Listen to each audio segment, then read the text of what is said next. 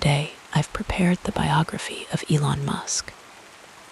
Before you fall asleep, make sure to tell us from where you're listening and what time it is.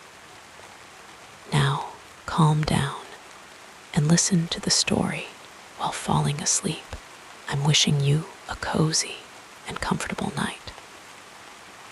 As you settle into your bed, feeling the gentle weight of your blanket and the soft embrace of your pillow, let your mind drift with me into the remarkable life journey of Elon Musk. His story will unfold like a gentle dream as you relax deeper with each breath. The room around you fades away as we travel together through time, exploring the path of a visionary who looked up at the stars and dared to reach for them. Let the gentle rhythm of these words carry you toward peaceful slumber as we begin our soothing exploration of a life filled with imagination, perseverance, and dreams that stretched beyond our world. In the quiet stillness of Pretoria, South Africa, on a warm summer day in late June of 1971, a child was born who would one day reach for the stars. Elon Reeve Musk entered this world on June 28th, a time when South Africa was still under the shadow of apartheid, and the wider world was caught in the tensions of the Cold War. Yet within the Musk household, a different kind of energy stirred, one of curiosity, books, and the gentle hum of possibility. Elon's mother, May Musk, was a dietitian and model. Her elegant features and graceful demeanor bringing a sense of refinement to their home. Born in Canada, she had moved to South Africa with her parents as a young girl, carrying with her the quiet resilience that would later shape her son. May's soft voice would often fill their home with stories and encouragement, her patient manner a steadying force in young Elon's life. His father, Elon Musk, was an electromechanical engineer, a man whose mind was constantly engaged with the workings of machines and systems. The house would sometimes echo with the soft clicking of tools as Errol worked on various projects. The methodical nature of his work, creating a rhythm that young Elon would absorb into his own being, though their relationship would grow complicated over the years. These early exposures to engineering planted seeds that would slowly, steadily grow throughout Elon's life. The family home in Pretoria was a place of comfortable middle-class living, where books lined the shelves and conversation flowed around ideas rather than idle gossip. Imagine young Elon, with his thoughtful eyes and quiet manner, often found in corners of the house, lost in the pages of science fiction or technical manuals that might have seemed beyond the reach of such a young mind. The gentle rustle of pages turning was a constant soundtrack to his childhood, each book a doorway into worlds of possibility. When Elon was about 8 years old, his parents separated, their marriage dissolving like morning mist under the warm South African sun. Such changes can create ripples in a child's life, and Elon chose to live primarily with his father, while his younger siblings, Kimball and Tosca, stayed mainly with their mother. The household rhythms changed, becoming quieter in some ways, more introspective in others. in the warm, dust-tinged light of Pretoria afternoons, young Elon would often retreat into his own mind, finding solace in the worlds created by authors like Isaac Asimov, and the technical diagrams that mapped out how things worked. His was not always an easy childhood. At school, he was sometimes viewed as different, his mind operating on wavelengths that his peers couldn't quite tune into. This difference sometimes made him a target for bullying.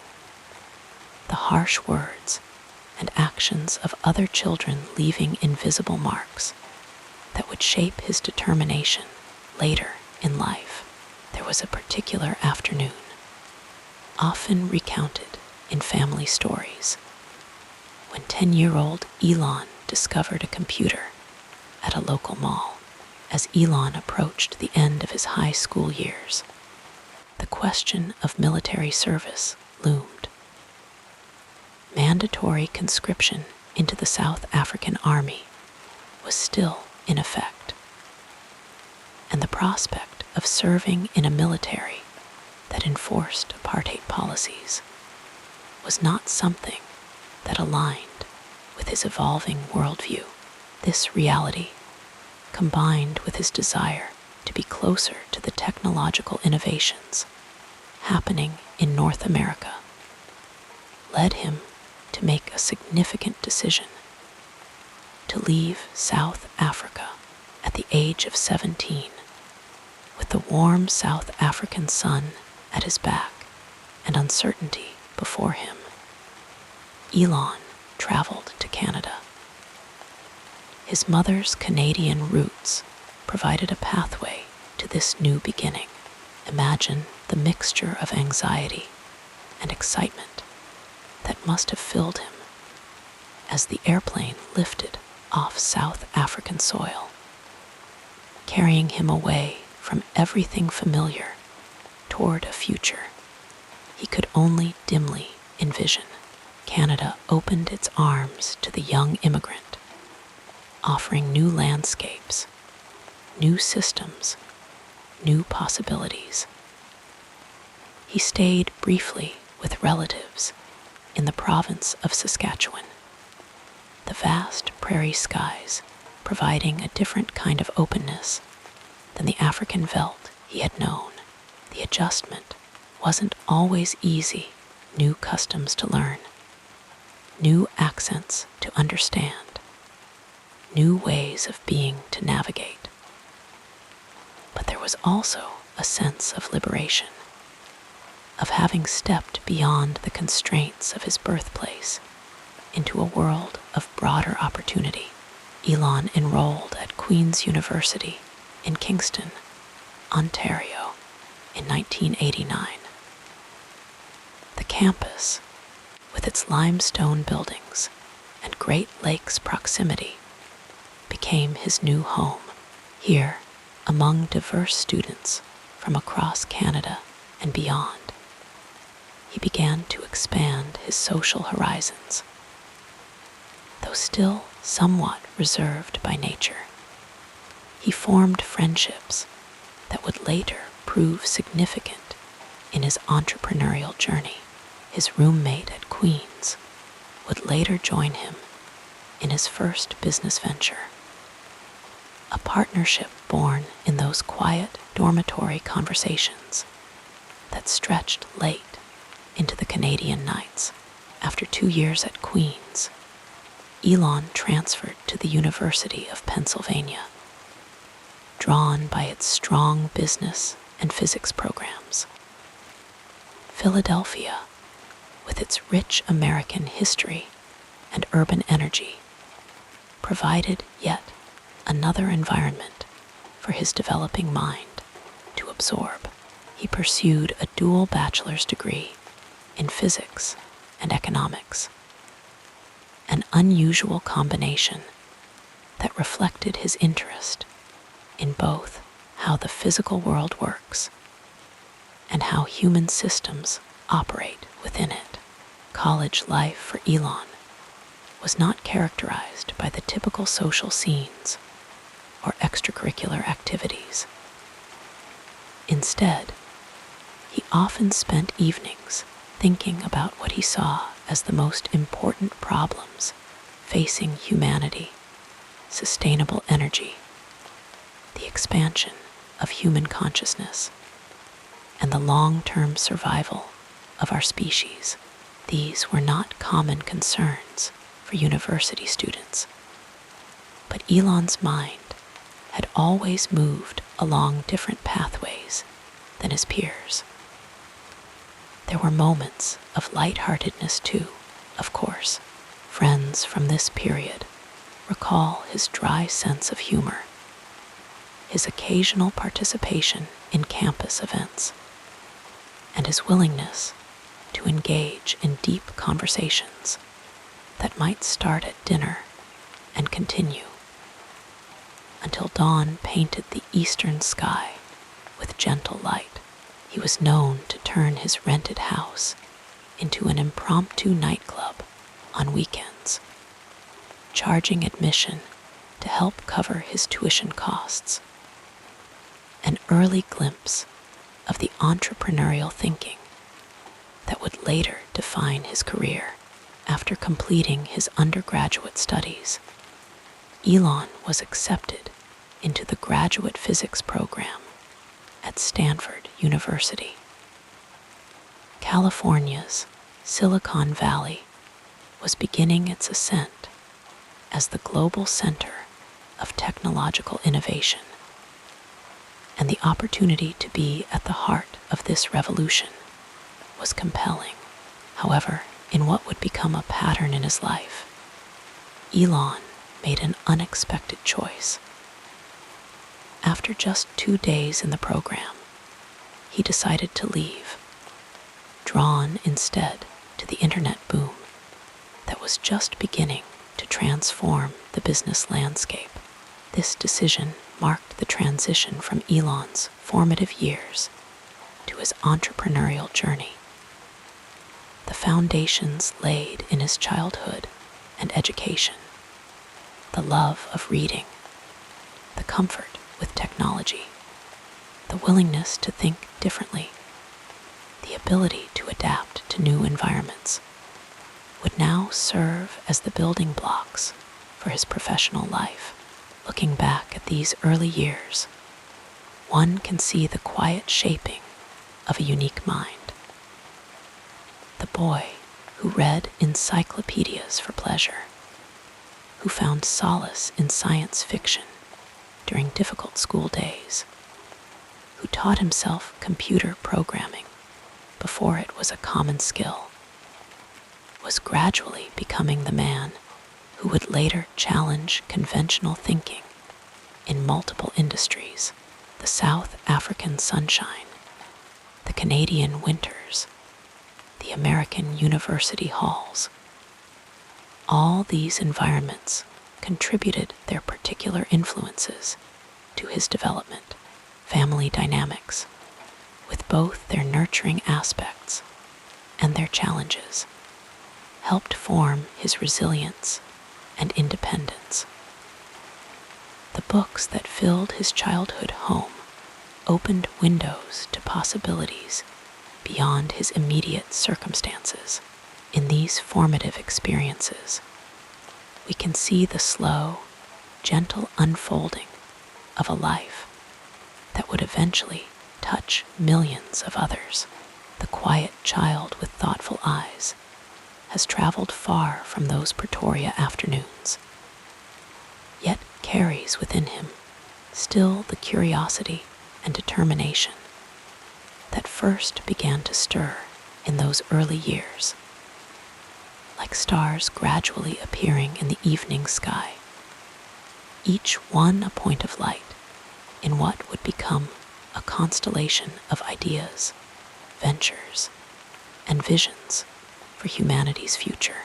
Let us drift further into the story as we explore the next part of this fascinating journey.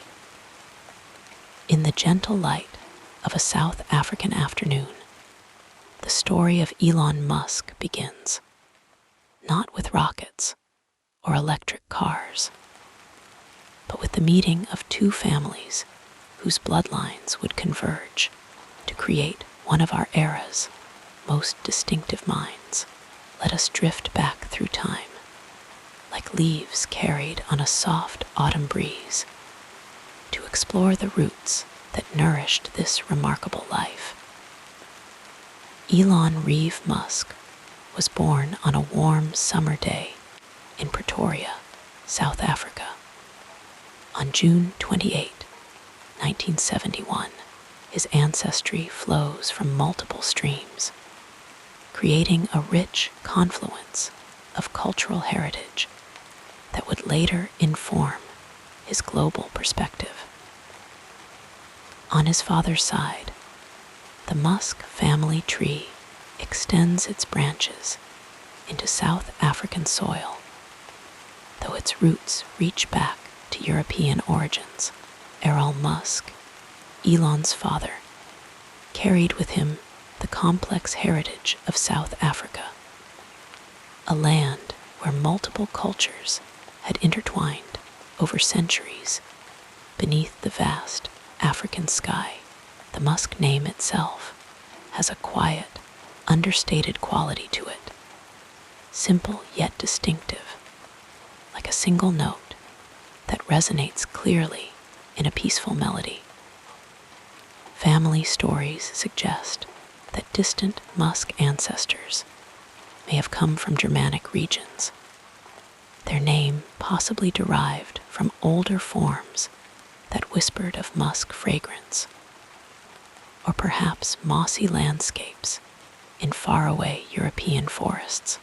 On his mother's side flows Canadian ancestry, bringing with it the stories of northern winters and resilient spirits.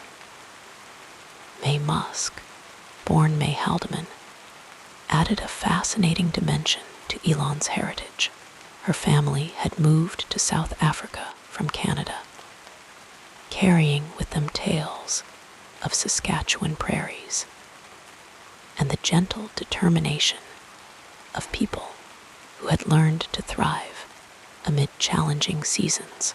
May's own mother, Elon's grandmother Winifred Josephine Wynne Fletcher, was born in England, adding yet another cultural thread to this intricate tapestry. The Haldeman family, from which May descended, had their own remarkable story. Elon's maternal grandfather, Joshua Norman Haldeman, was a chiropractor and adventurous soul who once flew a small plane from South Africa to Australia without modern navigation equipment, guided only by the stars and his own careful calculations. In this grandfather's daring spirit, we might see the first quiet seeds of the boldness that would later characterize his grandson's ventures. Family lore speaks of Joshua and Wynne deciding to leave Canada in 1950, selling their possessions and relocating to South Africa in search of new horizons. They traveled extensively, taking their children on long journeys through the African wilderness, instilling in them a sense that boundaries were merely suggestions, and that the world was open to those willing to explore it. This gentle wanderlust would flow through generations, eventually finding expression in Elon's own interplanetary ambitions. In the Haldeman household, stories were shared of distant Canadian relatives who had been among the early settlers, people who had faced harsh winters and uncertain futures with quiet determination. These tales of perseverance against challenging odds would become an unconscious inheritance, settling into young Elon's developing mind, like snow settling softly on a winter landscape. The cultural atmosphere of South Africa during Elon's childhood years was complex and multifaceted. The country was in the midst of apartheid, a system that divided people along racial lines. Growing up in this environment, young Elon would have been exposed to the contradictions of a beautiful land, struggling with profound social divisions. Family conversations might have touched on these realities, planting early questions about justice and human potential that would later influence his thinking about humanity's collective future. In the Musk household, books were treasured companions. Shelves lined with volumes on science, history, and fiction created a sanctuary of ideas where a curious young mind could wander freely. May, working as a dietitian and model, emphasized education and independent thinking. The family valued knowledge not merely as academic achievement, but as a pathway to understanding the world more deeply. Evenings in the Musk home might have included discussions about the day's events, the sharing of interesting facts discovered in books, or conversations about possibilities that waited beyond the horizon. These quiet exchanges, like gentle raindrops nourishing fertile soil, helped shape a mind that would later become known for its unusual ability to envision alternative futures. After May and Errol separated when Elon was about 9 years old, family dynamics shifted. Elon eventually chose to live with his father, a decision that would expose him to both opportunities and challenges. Errol's home contained technical books and materials that fed young Elon's growing interest in engineering and electronics. Family stories suggest that Elon would sometimes disappear into these books for hours, emerging with questions that reflected a mind already reaching beyond conventional boundaries. Traditional celebrations in the Musk household blended South African customs with elements of their Canadian and European heritage. Perhaps there were birthday gatherings where family members shared stories of ancestors who had crossed oceans or built new lives in unfamiliar lands. These narratives of transition and adaptation would have resonated with a child who seemed, even then, to feel somewhat apart from his immediate surroundings, as though listening for distant calls from futures not yet realized. The family's holiday traditions likely included elements of both northern and southern hemisphere customs. Christmas, celebrated in the heat of South African summer, would have created a distinctive experience, different from the snowy Canadian Christmases in May's childhood memories. This blending of seasonal experiences across hemispheres might have contributed to Elon's later comfort with thinking beyond traditional frameworks. As a child, Elon and his siblings, brother Kimball and sister Tosca, created their own small traditions and shared experiences that formed the intimate landscape of their early years. There were likely quiet moments of connection, games played in the South African sunshine, shared discoveries, and the special language that develops between siblings navigating childhood together. These bonds would remain important throughout their lives, even as their paths diverged and reconnected across continents and years. When Elon was about 17, another significant transition occurred as he moved to Canada, reconnecting with his mother's homeland and beginning a new chapter. This migration, following the pathways his maternal grandparents had traveled in reverse, represented both a departure and a return. In Canada, he would have encountered family members who carried different stories and perspectives, expanding his understanding of his own heritage. Canadian winters, so different from the South African climate he had known, would have offered new sensory experiences. The particular quality of silence that comes with freshly fallen snow, the crystalline beauty of ice formations, the northern lights painting possibilities across dark skies. These natural phenomena, experienced through the lens of his scientific curiosity, might have suggested new questions about physics and energy that would later inform his professional pursuits. Throughout these early migrations, books remained constant companions.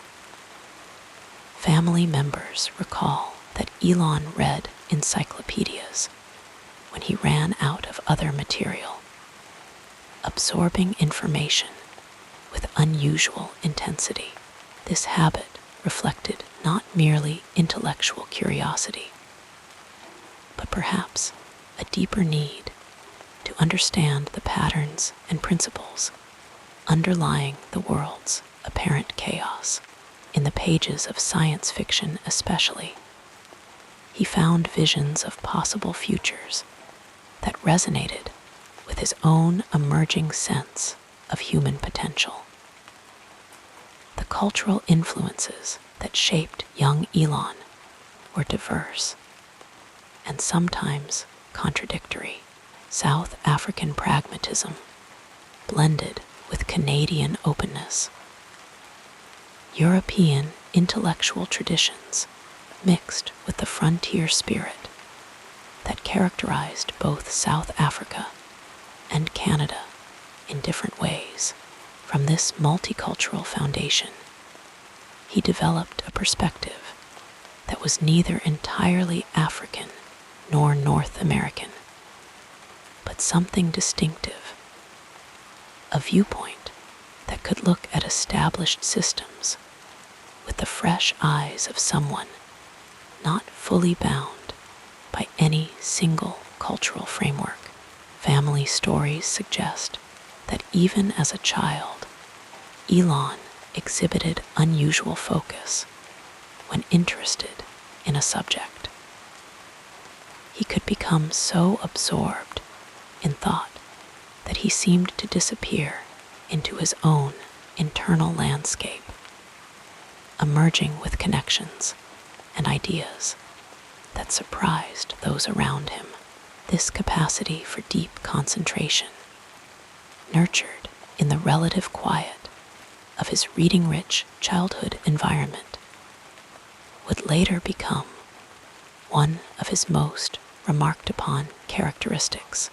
As Elon moved from South Africa to Canada and later to the United States for university studies, he carried with him the invisible inheritance of his family history, the adventurous spirit of grandparents who had crossed oceans and continents, the resilience of a mother who had rebuilt her life multiple times, the technical interests fostered in his father's home, and the quiet determination that had characterized ancestors on both sides of his family tree.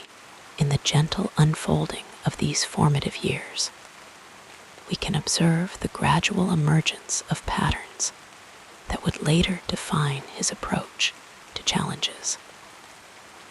The boy, who had sometimes felt like an outsider in school playgrounds, would later stand apart from conventional business wisdom.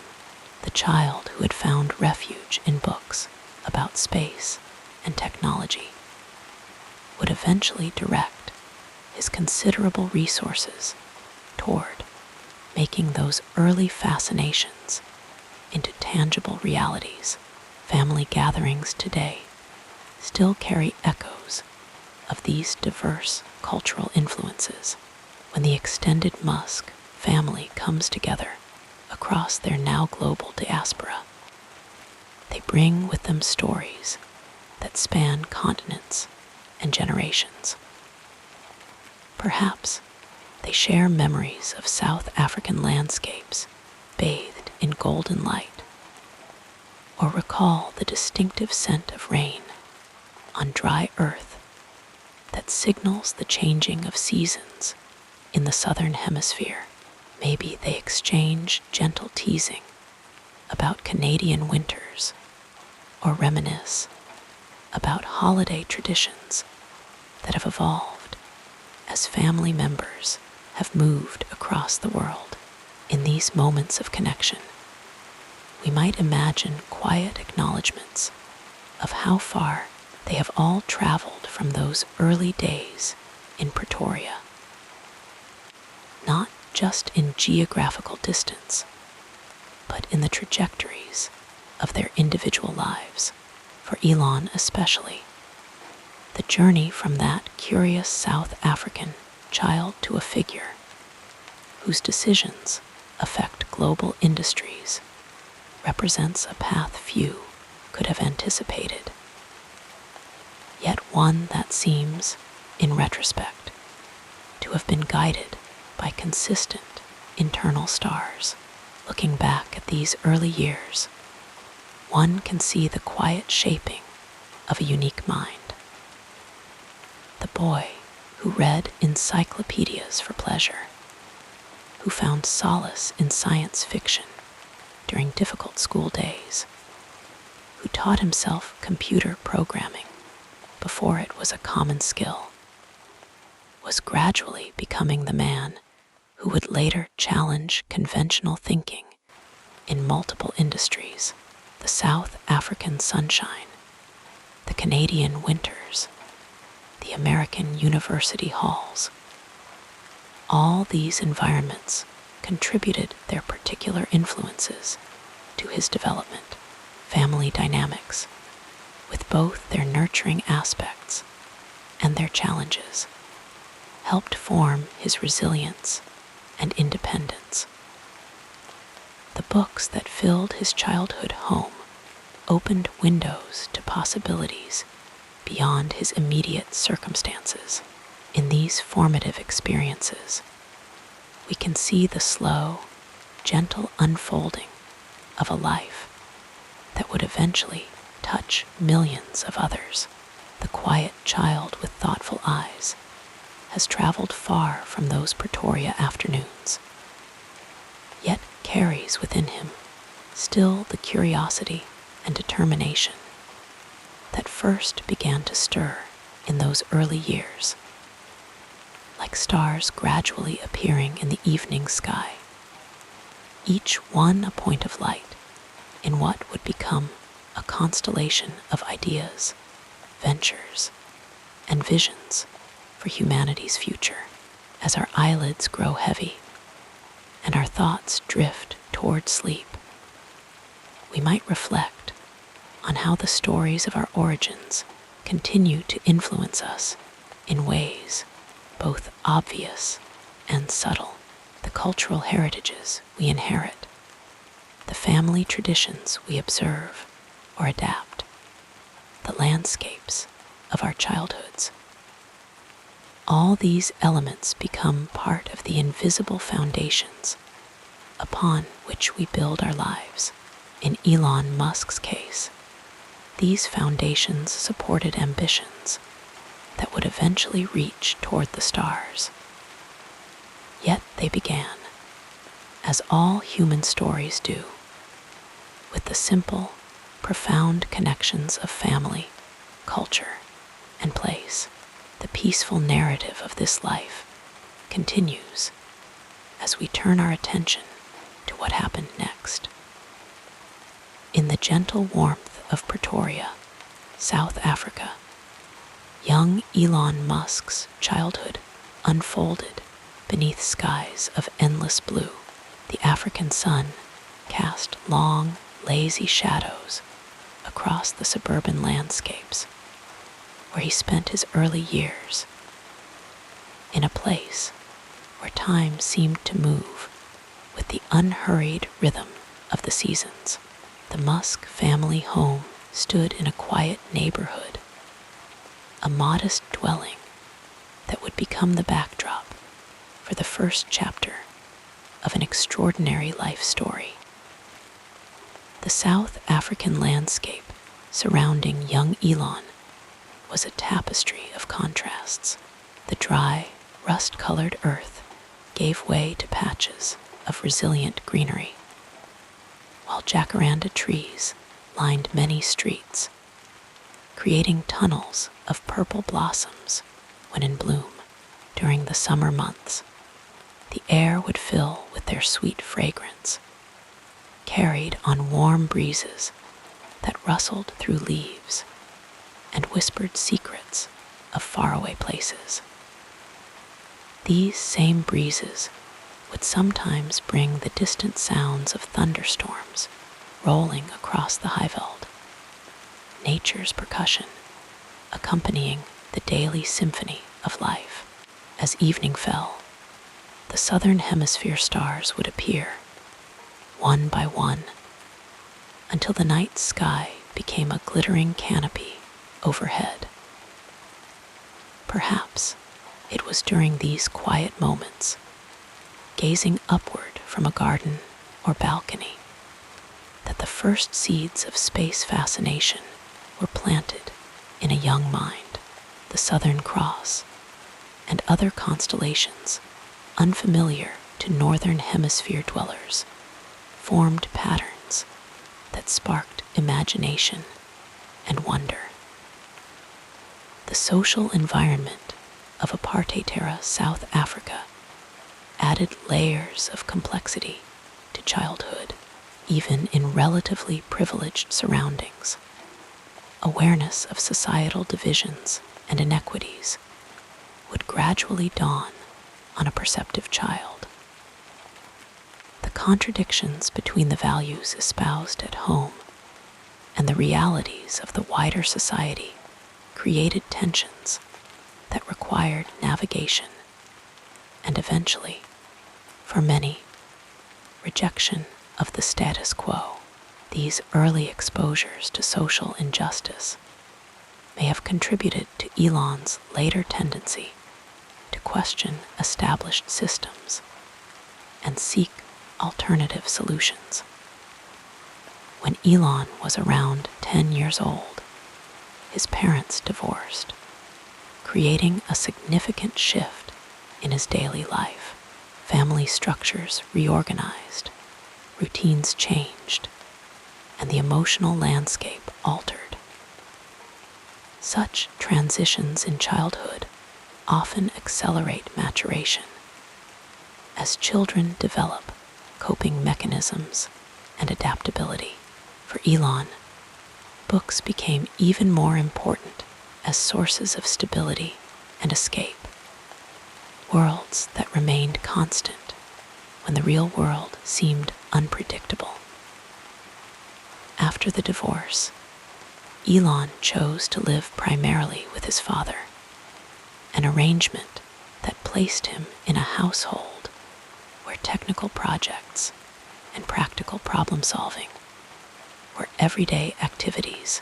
The garage workshop became a place of learning and experimentation, filled with tools whose purposes had to be discovered, materials waiting to be transformed, and the distinctive sense of metal, oil, and wood. The tactile experiences of handling components, the satisfaction of seeing something work after careful assembly, the frustration of failure, and the necessity of trying again.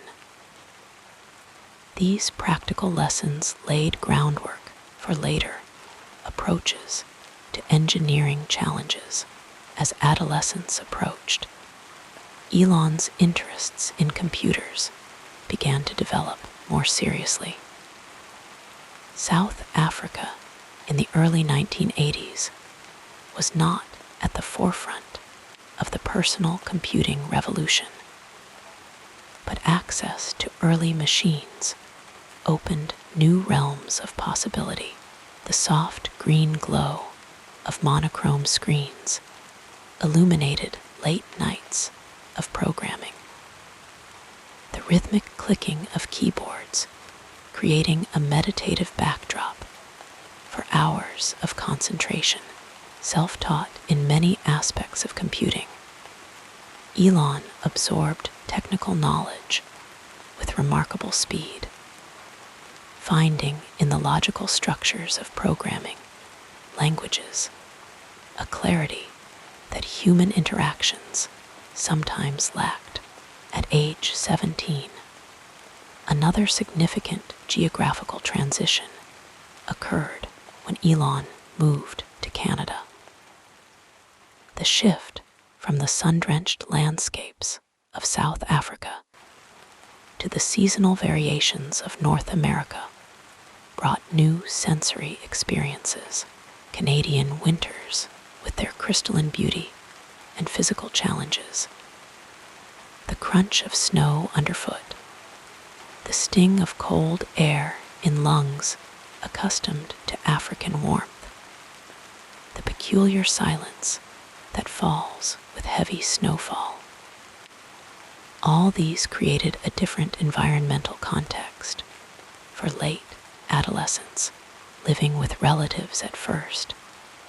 Elon experienced the particular quality of displacement that comes with immigration, the subtle disorientation of different social codes, unfamiliar brands on supermarket shelves, the music of Canadian accents replacing South African ones. Yet this displacement also offered freedom from the constraints of his original environment, an opportunity to reinvent himself in a society less burdened by the particular historical weight of apartheid South Africa.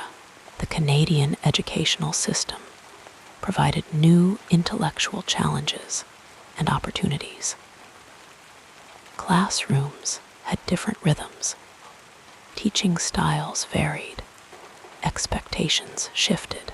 The social environment of high school in a new country required navigation of unfamiliar hierarchies and friendship patterns. These experiences of being an outsider looking in, of having to consciously analyze social interactions that others performed instinctively, may have contributed to Elon's lifelong tendency to question conventions and seek first principles rather than accepting established practices. After completing high school, Elon's educational journey continued at Queen's University in Ontario. The university campus offered yet another environmental context, the particular atmosphere of academic buildings, with their institutional sense of floor polish and books, the hush of libraries where thoughts seemed to hang in the air among the shelves, the energetic buzz of student gathering places. Dormitory living brought its own sensory landscape.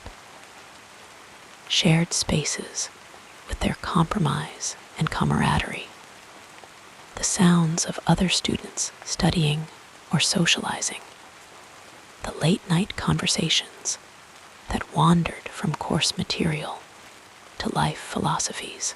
2 years later, Elon transferred to the University of Pennsylvania, moving to Philadelphia and experiencing yet another variation of North American urban life. The historic city, with its blend of colonial architecture and modern development, its distinctive seasons and cultural offerings, provided a rich backdrop for continued intellectual growth. The university environment encouraged both specialization and cross-disciplinary thinking, with Elon pursuing degrees in both physics and economics, a combination that reflected his interest in both how the physical world works and how human systems operate within it. Throughout these geographical transitions, certain constants remained: the refuge of books, the satisfaction of solving problems, the comfort of family connections maintained across distances. These continuities provided threads of stability in a life characterized by movement and change. The adaptability developed through these experiences would serve Elon well in later years, as he navigated the uncertain territories of entrepreneurship and innovation. The physical environments of childhood and youth inevitably shape the developing person in ways both obvious and subtle. For Elon Musk, the progression from South African suburbs to Canadian cities to American university campuses provided a sequence of contexts that broadened perspective and challenged assumptions. The sensory memories of these places, the quality of light, the ambient sounds, the physical sensations of different climates, became part of an internal landscape carried forward into adulthood. Similarly, the social environments experienced during these formative years, family dynamics, school relationships, cultural contexts, contributed to the development of interpersonal patterns and expectations. The combination of intellectual stimulation and emotional challenges created a complex foundation for the adult Elon would become: driven, innovative, sometimes difficult, often visionary. As our thoughts drift toward sleep, we might imagine the young boy in Pretoria, looking up at stars that seemed impossibly distant, unaware that his life's work would one day involve reaching toward them. We might picture the teenager in Canada, adjusting to new surroundings while maintaining an inner compass oriented toward discovery and creation.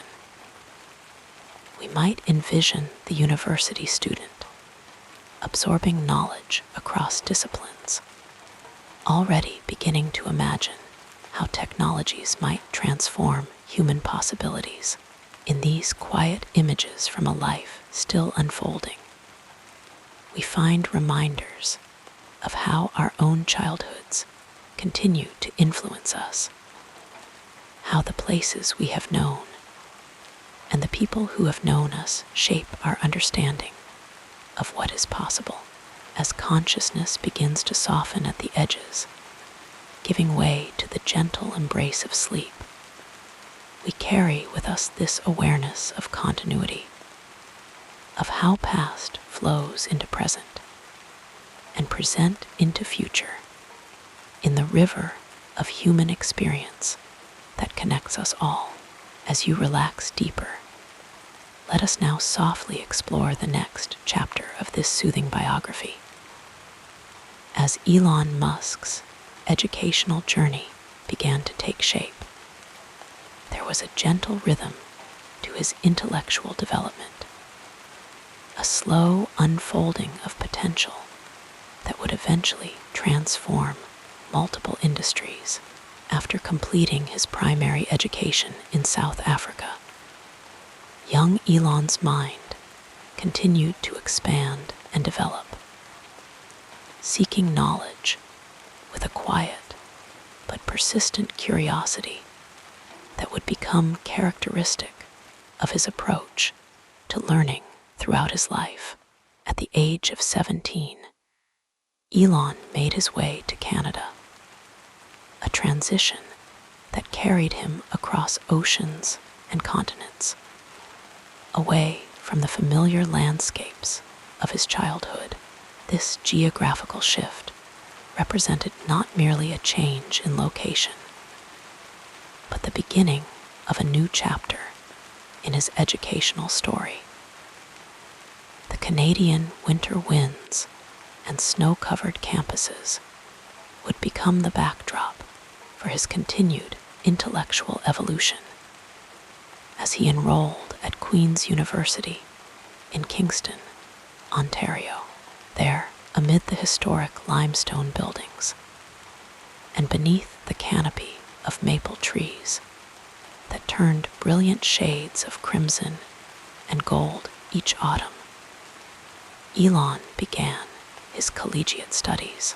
The university environment provided a nurturing space for his growing interests. Walking across campus in those early days, perhaps with textbooks tucked under his arm and thoughts drifting toward the future, Elon absorbed the academic atmosphere around him. The lecture halls, with their wooden seats worn smooth by generations of students before him, became places of contemplation and inspiration. In these spaces, ideas were exchanged like precious gifts, and the young student from South Africa found himself drawn particularly to subjects that explored the fundamental questions of existence and innovation. After 2 years at Queen's, Elon's educational path carried him southward to the University of Pennsylvania, where the academic horizons expanded even further.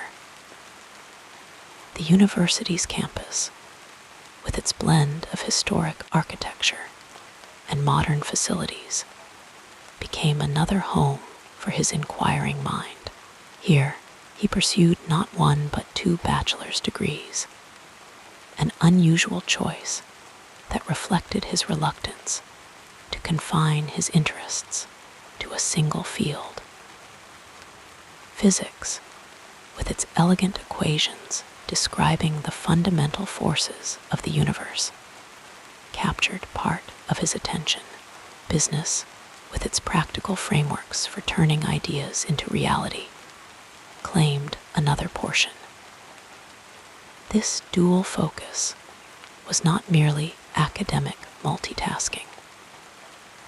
Rather, it represented an early manifestation of what would become a defining characteristic of Elon's approach to innovation: the ability to bridge seemingly disparate domains of knowledge, finding connections and possibilities that others might overlook.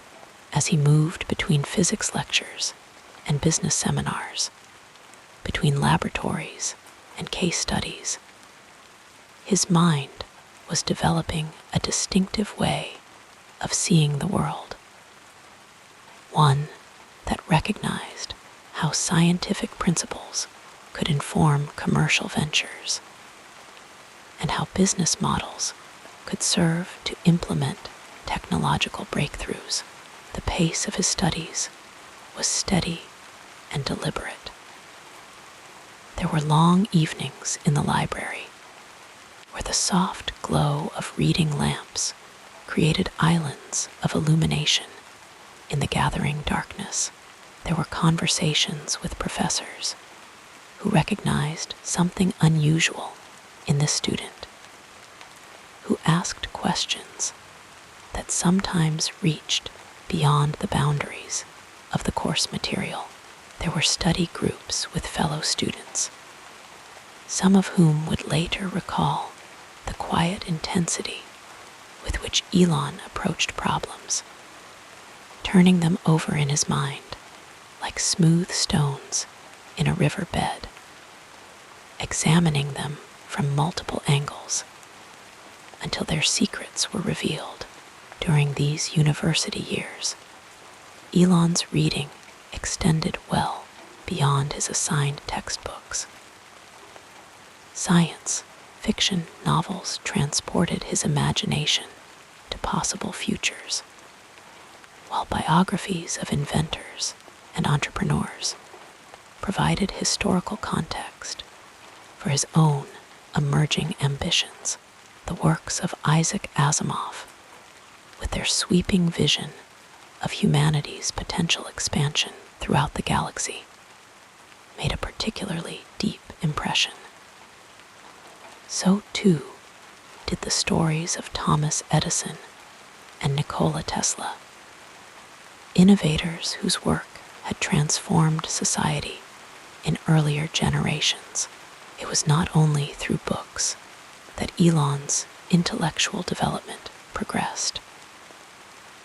The 1990s were a time of rapid technological change, with the internet beginning its expansion from academic curiosity to global phenomenon. In computer labs and dorm rooms, Elon and his contemporaries witnessed and participated in this digital revolution, exploring the potential of emerging technologies with a sense of wonder and possibility. The slow, deliberate clicking of keyboards and the gentle hum of computer fans provided a soothing backdrop to these explorations. As ideas were translated into code and digital connections were established across previously unbridgeable distances. After completing his undergraduate studies, Elon's educational journey took another turn as he was accepted into the doctoral program in applied physics and materials science at Stanford University. The California campus, with its Spanish-inspired architecture and palm-lined pathways, represented yet another environment for intellectual growth. However, this particular chapter would be brief. After just 2 days in the program, the pull of practical innovation proved stronger than the appeal of academic research. The internet boom was gathering momentum, and Elon made the gentle but decisive transition from student to entrepreneur. This shift did not represent an abandonment of education, but rather a change in its form. The learning continued, now taking place not in lecture halls, but in the quiet intensity of startup offices, in late-night conversations with co-founders, in the careful study of market trends and technological possibilities. His first venture, Zip2, became a laboratory for practical knowledge, teaching lessons about software development, business operations, and the delicate art of bringing new ideas to market. Throughout these early entrepreneurial efforts, Elon maintained the habits of mind that had characterized his formal education. He remained a voracious reader, setting aside time each day to absorb information across diverse fields: engineering principles, rocket science, sustainable energy, artificial intelligence. His intellectual appetite embraced them all, finding connections and possibilities that others might miss. This self-directed learning followed the natural rhythms of curiosity, flowing from one subject to another, like a stream finding its path through varied landscapes. The people around him during these formative years also contributed to his intellectual development. There were mentors who recognized his potential and offered guidance based on their own experiences. There were colleagues who challenged his thinking and helped refine his ideas through thoughtful discussion. There were competitors whose work spurred him to greater efforts and more innovative approaches. In this gentle ecosystem of relationships, Elon's distinctive way of thinking continued to evolve, becoming more nuanced and more powerful with each passing season. One particularly significant aspect of Elon's intellectual development was his approach to problems that others considered unsolvable. Rather than accepting conventional wisdom about what was possible, he developed a habit of returning to first principles, the fundamental truths that form the foundation of knowledge in any field, like the slow formation of a pearl around a grain of sand.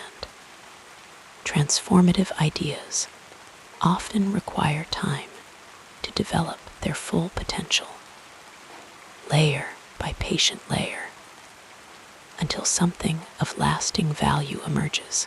As our eyelids grow heavy and our thoughts begin to drift, we might carry with us this appreciation for the unhurried pace of meaningful development.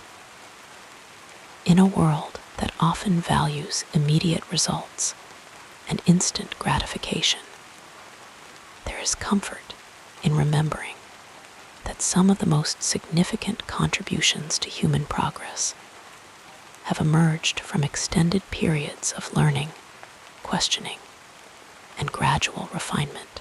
This gentle reminder of the value of patience can ease us into the restful state that our minds and bodies need, allowing sleep to come softly, like a tide rising slowly on a peaceful shore.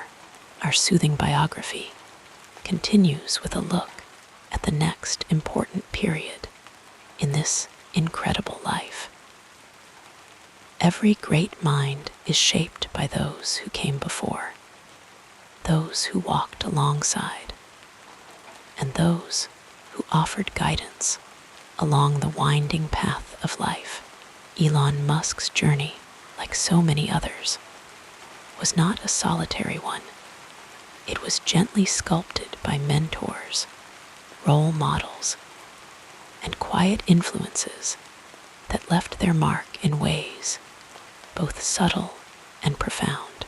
As we drift into the quiet embrace of sleep, let us reflect on these relationships, these guiding lights that helped illuminate the road ahead. One of the earliest and most enduring influences in Elon's life was his grandfather, Joshua Haldeman, a man of relentless curiosity and adventurous spirit. Joshua had sailed across the Atlantic in a single-engine plane, explored the wilds of Africa, and carried within him an unshakable belief that the impossible was merely something that hadn't been attempted yet. For young Elon, these stories were like kindling for his own imagination. Sitting in the quiet hours of evening, listening to tales of far-off lands and daring exploits, he absorbed not just the thrill of adventure, but the quiet courage to pursue ideas others might dismiss. Joshua's philosophy that life should be lived boldly, with an eye toward the unexplored echoed in Elon's own restless mind, planting seeds that would one day bloom into ventures like SpaceX and Tesla. Another quiet force in his early years was his mother, Musk, a woman of remarkable resilience and intelligence. A dietitian and model, May balanced professional ambition with deep maternal wisdom, instilling in her children the belief that hard work and perseverance could overcome even the most daunting obstacles. She led not with lectures, but with example, working multiple jobs, rebuilding her life across continents, and never allowing setbacks to define her. Elon would later recall how her relentless optimism and refusal to accept defeat shaped his own approach to challenges. In those moments when doubt crept in, her voice, steady and reassuring, reminded him that failure was not an ending, but a step on the path. Books, too, became silent mentors, their pages filled with the wisdom of thinkers who had wrestled with the great questions of science, technology, and human potential. R. Tolkien, stories that stretched the boundaries of what seemed possible. Later, he devoured textbooks on physics, engineering, and philosophy, absorbing knowledge like a sponge. One book in particular, The Hitchhiker's Guide to the Galaxy Asterisk, left an indelible mark, not just for its wit, but for its underlying message about the vast, often absurd nature of the universe. It taught him to approach problems with a sense of humor, to question assumptions, and to remember that even the grandest human endeavors were but a speck in the cosmic scale. As he grew older, his circle of influences expanded, drawing in those who shared his relentless curiosity. At the University of Pennsylvania, he met Adio Ressi, a fellow student who would become both a friend and a kindred spirit. Together, they stayed up late into the night, debating the future of technology, energy, and space exploration. These conversations, meandering and unhurried, were like the slow turning of gears in Elon's mind, each discussion refining his ideas, sharpening his vision. Adio's skepticism and willingness to challenge him forced Elon to articulate his thoughts more clearly, to defend his convictions, and in doing so, to strengthen them. Later in Silicon Valley, he found another mentor in Greg Curry, an investor who believed in him when few others did. Greg was not a flashy figure, nor did he seek the spotlight, but his quiet confidence and unwavering support provided Elon with something invaluable: stability in a world of uncertainty. During the early, precarious days of Zip2 and later PayPal, Greg's steady presence reminded Elon that even in the chaos of startups, there were those who would stand by him, offering not just capital, but counsel.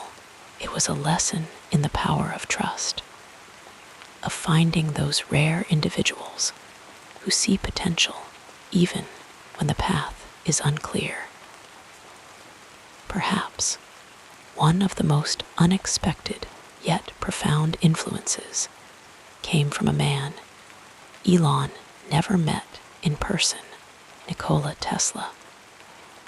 The enigmatic inventor whose visions of wireless energy and futuristic technology were often dismissed in his own time, became a kind of spiritual guide for Elon. He admired Tesla not just for his brilliance, but for his willingness to dream on a grand scale, even when the world wasn't ready. In naming his electric car company Tesla, he paid homage to that legacy, a reminder that true innovation often requires patience, persistence, and the courage to be misunderstood. And then there were the engineers, the scientists, the collaborators who became mentors in their own right.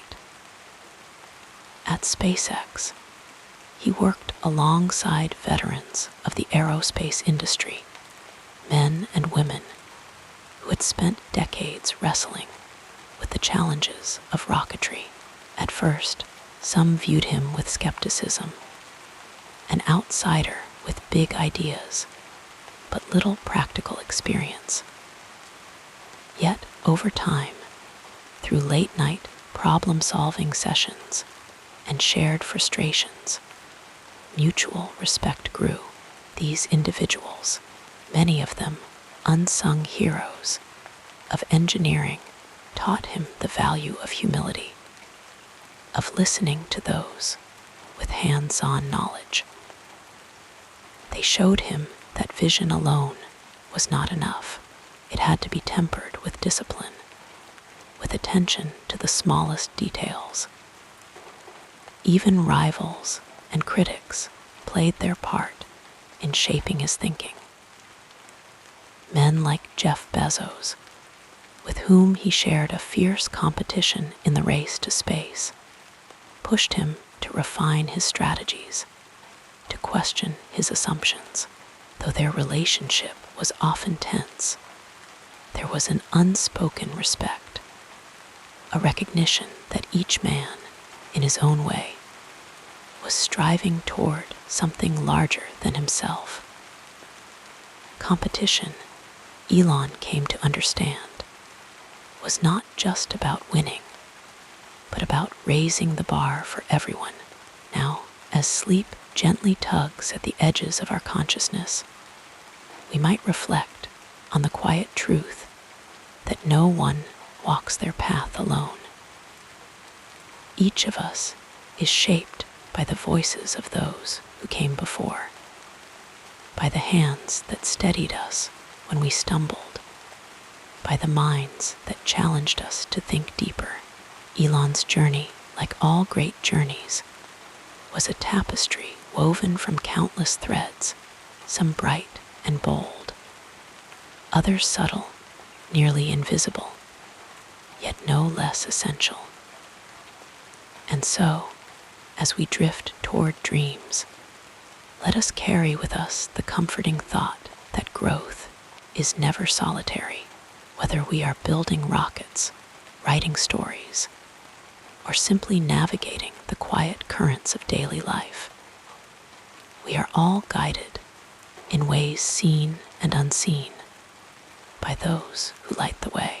And in that knowledge, there is peace, a gentle reminder that even the grandest visions begin with a single, shared spark.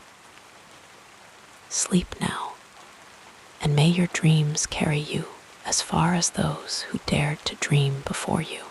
Let your mind float with these gentle recollections as we move forward in our story in the quiet glow of the mid-1990s, as the world was just beginning to awaken to the possibilities of the internet. A young Elon Musk took his first tentative steps into the professional world. It was a time of dial-up connections and the hum of modems, when the digital frontier felt vast and uncharted, full of promise for those bold enough to explore it. Elon, fresh from his studies at the University of Pennsylvania, carried with him not just a degree in physics and economics, but a restless curiosity, a hunger to build something that mattered. His journey began in Silicon Valley, that fertile ground of innovation where startups bloomed like wildflowers after rain. At just 24 years old, Elon and his brother Kimball founded their first company, Zip2, a humble yet ambitious venture that sought to bring newspapers into the digital age. Picture, if you will, the dim glow of computer screens in a small, cluttered office, the brothers working late into the night, surviving on little more than cheap pizza and determination. Money was tight, so tight that Elon sometimes slept in the office, curling up on a worn-out couch, his dreams mingling with the hum of servers. The early days were not easy. Rejection was a constant companion. Potential investors shrugged them off, skeptical of their vision to map business directories online. But Elon, ever persistent, kept pushing forward, his mind alive with possibilities. He wrote much of the code himself, lines upon lines of text that would one day form the backbone of a service used by major newspapers like the New York Times and the Chicago Tribune. It was grueling work, the kind that blurs the line between day and night. But there was a quiet satisfaction in building something from nothing. Then came the turning point. In 1999, Compaq acquired Zip2 for $307 million, a sum that seemed unimaginable for the young entrepreneur who had once slept in his office. It was validation, not just of his technical skill, but of his ability to see the future before others did. With this success came new opportunities, and Elon, never one to rest, soon set his sights on another frontier, finance, an online payment company that would later become PayPal. The idea was simple yet revolutionary: to make sending money as easy as sending an email. But the path was anything but smooth. The early internet was a wild, untamed place, rife with skepticism and technical hurdles. Fraud was a constant threat, and competitors loomed large. Yet Elon, with his quiet intensity, remained undeterred. He poured himself into the work, often coding late into the night, refining, iterating, pushing the boundaries of what was possible. There were moments of tension, too, clashes with colleagues, disagreements over the company's direction. But through it all, Elon's vision never wavered. He believed in the potential of digital payments with a conviction that bordered on obsession. 5 billion, that belief was vindicated once more. Yet for Elon, success was never just about wealth. It was about what that wealth could build. Even as the dust settled on the PayPal sale, his mind was already racing toward the stars. Literally, space had always called to him, a siren song of infinite possibility. And so, with the same quiet determination that had carried him through his early ventures, he founded SpaceX in 2002, daring to dream of a future where humanity was no longer bound to Earth. The early years of SpaceX were marked by struggle. The aerospace industry was dominated by giants. Skeptical of an outsider, with no formal training in rocketry, failure came often explosions on launch pads, missed deadlines, the crushing weight of doubt. But Elon, ever the optimist, saw each setback as a lesson.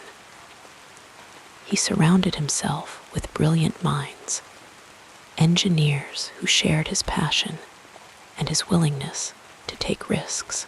Together, they worked tirelessly, their hands stained with grease, their eyes fixed on the horizon. Then, in 2008, after 3 failed attempts, SpaceX's Falcon 1 rocket finally reached orbit. It was a moment of quiet triumph, a testament to the power of persistence. That same year, against all odds, SpaceX secured a contract with NASA, proving that even the loftiest dreams could take flight. And so, as we drift toward sleep, let us remember that every great journey begins with small, uncertain steps. Elon's early career was not defined by instant success, but by perseverance, by the willingness to fail and try again. It was shaped by late nights and early mornings, by the hum of computers and the roar of rockets, by the people who believed in him and the challenges that tested him. There is comfort in knowing that even the brightest stars once flickered uncertainly before they burned steady and true. And as sleep wraps around you like a soft blanket, may you carry with you the quiet assurance that every dream, no matter how grand, begins with a single, determined step. Rest now, and let your own dreams take flight. Drifting like clouds across the evening sky, we now move to the next part of this calming life story. The story of Elon Musk's achievements is like a slow, steady river, winding, persistent, carving its way through the landscape of impossibility. After that first success with Falcon 1, SpaceX did not rest. Instead, it set its sights even higher, dreaming of rockets that could not just reach orbit, but return to Earth, landing gracefully as if they were simply coming home. This idea, once the stuff of science fiction, became reality through years of trial and error, of explosions and recalculations, of engineers working late into the night, their computer screens glowing like distant stars. The first successful landing of a Falcon 9 rocket in 2015 was a moment of quiet awe. After launching its payload into space, the booster descended through the atmosphere, its engines firing in precise bursts, guiding it back to a landing pad as though pulled by an invisible hand. It was a breakthrough that changed spaceflight forever, proving that rockets could be reused, cutting costs, and opening the door to a future where space travel might one day be as routine as air travel. Around the same time, another of Musk's visions was taking shape on Earth. Tesla. The company had begun with the Roadster, a sleek electric car that proved batteries could power more than just small gadgets. But the real revolution came with the Model S, a car that blended elegance with technology, its smooth acceleration free of the rumble of an engine, its dashboard a single, expansive touchscreen. Tesla's factories hummed with innovation, robots moving in silent coordination as they assembled batteries and frames. Each car rolling off the line, a testament to the belief that sustainability could be beautiful. Then came the gigafactories, vast facilities where batteries were produced at a scale never before seen. These sprawling complexes, powered in part by solar panels and wind, were designed to bring down the cost of energy storage, making electric cars, and eventually entire homes and cities less reliant on fossil fuels. It was an ambitious vision, one that required rethinking not just cars, but the very infrastructure that powered them. Musk's mind, always restless, was also turning toward the future of transportation in another way, the Hyperloop, though he did not build it himself. He released the concept to the world, a system of near supersonic travel in low-pressure tubes, where pods would glide on cushions of air. Engineers and startups took up the challenge, experimenting with prototypes, dreaming of a world where cities were connected not by hours of driving, but by minutes of smooth, silent transit. And then there was Neuralink, a venture that felt like it belonged in the pages of a novel. The goal was as profound as it was simple: to merge the human mind with machines. Tiny electrodes, finer than a strand of hair, would be embedded in the brain, allowing thoughts to communicate directly with computers.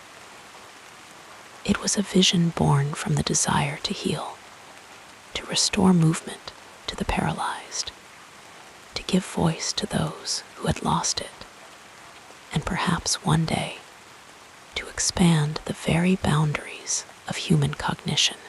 Yet, amid all these ventures, Musk never lost sight of the stars. SpaceX's Crew Dragon spacecraft carried astronauts to the International Space Station, marking the first time humans had launched from American soil in nearly a decade. The spacecraft, with its sleek, modern design and touchscreen controls, felt like a glimpse of the future, one where space was not just for governments, but for all of humanity. And then came Starship, the towering rocket designed for Mars. Its stainless steel frame gleamed under the Texas sun, a vessel built not just for orbit, but for other worlds. The early test flights ended in fireballs, but each failure taught engineers something new. Each explosion a stepping stone toward a ship that could one day carry settlers to the Red Planet. It was a long-term dream, one that might not be realized for decades. But Musk had always played the long game, thinking in centuries rather than years. Through it all, there was a common thread, an unwavering belief that the future could be better, that problems were not obstacles, but puzzles waiting to be solved. His companies moved fast, sometimes stumbling, but always learning, always pushing forward. The work was relentless, the hours long, but the vision remained clear: to make life multiplanetary, to accelerate the world's transition to sustainable energy, to ensure that humanity's story did not end on Earth. As you drift toward sleep, let these stories settle softly in your mind.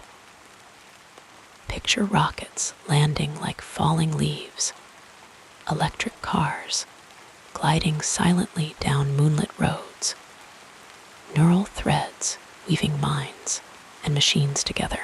The future is vast, full of possibilities, and though the challenges are great, so too is the human capacity to overcome them.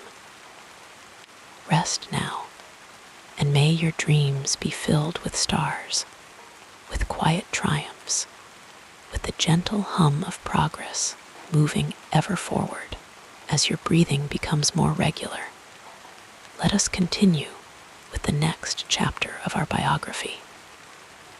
Life is made of moments, some small, some enormous, that ripple outward, shaping the path ahead in ways we can't always predict. For Elon Musk, these turning points were like stars in a constellation, each one guiding him toward the next, illuminating a future that few could have imagined. Let us drift back through these pivotal moments, gently tracing their outlines, reflecting on the choices that could have led somewhere entirely different. One of the earliest crossroads came in 1995, when Musk, then a graduate student at Stanford, faced a simple but life-changing decision: to continue pursuing his PhD in applied physics, or to dive headfirst into the burgeoning world of the internet. After just 2 days in the program, he dropped out. The pull of entrepreneurship was too strong. He and his brother, Kimball, founded Zip2, a company that provided online business directories, a small idea that would later blossom into something much bigger. Had he stayed in academia, the world might have gained a thoughtful physicist, but the cascade of innovations that followed, PayPal, SpaceX, Tesla, might never have happened. The road not taken is always shrouded in quiet mystery. But in this case, the leap into the unknown set everything in motion. Another defining moment arrived in 2002, when eBay acquired PayPal, making Musk a wealthy man almost overnight. He could have rested there, enjoying the fruits of his success. Instead, he poured nearly all of his fortune into 2 seemingly impossible ventures, SpaceX and Tesla. The risk was staggering. Many warned him that he would lose everything, but the vision was too compelling to ignore. SpaceX was born from a simple, almost childlike question: why wasn't humanity doing more to explore space? The company's early years were fraught with struggle: 3 failed launches in a row, dwindling funds, the weight of skepticism pressing down. Had Musk chosen to walk away, to invest in something safer, the landscape of private spaceflight might look very different today. But he persisted, and in 2008, the 4th Falcon 1 launch succeeded, proving that a small team with relentless determination could reach the stars. Tesla, too, was a gamble. The electric car industry was still in its infancy, dismissed by many as impractical, a niche for enthusiasts rather than a revolution. Musk saw something else, a future where roads hummed with clean energy, where the very idea of gasoline engines would one day seem archaic. The early days were grueling. Production delays, financial crises, and near bankruptcy in 2008 tested his resolve. At one point, He had to choose between splitting his remaining funds between SpaceX and Tesla, or saving just one. He risked it all, investing in both. Had he faltered, had he let doubt creep in, the electric vehicle revolution might have been delayed by years, perhaps decades. Instead, Tesla not only survived, but thrived, becoming a catalyst for change across the entire automotive industry. One of the quieter, but no less significant turning points came in 2015, when Musk co-founded OpenAI. The rise of artificial intelligence weighed on him, not just its potential, but its dangers. He believed that AI, if left unchecked, could surpass human control. And so, he helped create an organization dedicated to ensuring its safe and ethical development. It was a departure from his usual ventures, less about engineering and more about philosophy, about shaping the future in a different way. Had he remained solely focused on rockets and cars, the conversation around AI safety might have lacked a crucial voice. But as always, his thinking stretched beyond the immediate, into the decades and centuries ahead. Then there was the decision to pursue Starship, the colossal rocket designed not just for orbit, but for Mars. Many called it madness. The challenges were immense: untested materials, unprecedented scale, the sheer audacity of aiming for another planet. Early prototypes exploded, crumpled, fell short, but with each failure came knowledge. Each fiery end a lesson etched into steel and smoke. Musk's willingness to embrace these setbacks, to see them not as defeats, but as steps forward, defined the project. Had he waited for perfect conditions, for guaranteed success, Starship might still be a dream on paper. Instead, it stands as a testament to what can be achieved when ambition refuses to be tempered by fear. And what of Neuralink, the venture into merging mind and machine? It was another leap into the unknown, an attempt to bridge human cognition with artificial intelligence, to heal and enhance the brain itself. The ethical questions were profound, the technical hurdles daunting, but the potential to treat paralysis, to expand human understanding, was too compelling to ignore. Had Musk shied away from controversy, from the sheer strangeness of the idea, this frontier might have remained unexplored for generations. Each of these moments was a fork in the road, a chance to turn back or press forward. What if he had listened to the voices of caution? What if he had chosen comfort over risk, the known over the unknown? The world might still have electric cars, reusable rockets, and AI research, but perhaps slower, quieter, without the same relentless drive that pushed boundaries further and faster than anyone expected. It is made of choices, of actions, of people who dare to imagine something different. Musk's path was not linear. It zigzagged through failures and triumphs, through sleepless nights and moments of doubt. Yet through it all ran that same unwavering thread, the belief that the future could be shaped, that problems were not dead ends, but invitations to innovate. As you let these stories settle in your mind, picture the quiet weight of decisions, the gentle ripple of consequences unfolding across time. Every life is shaped by such moments, some small, some vast.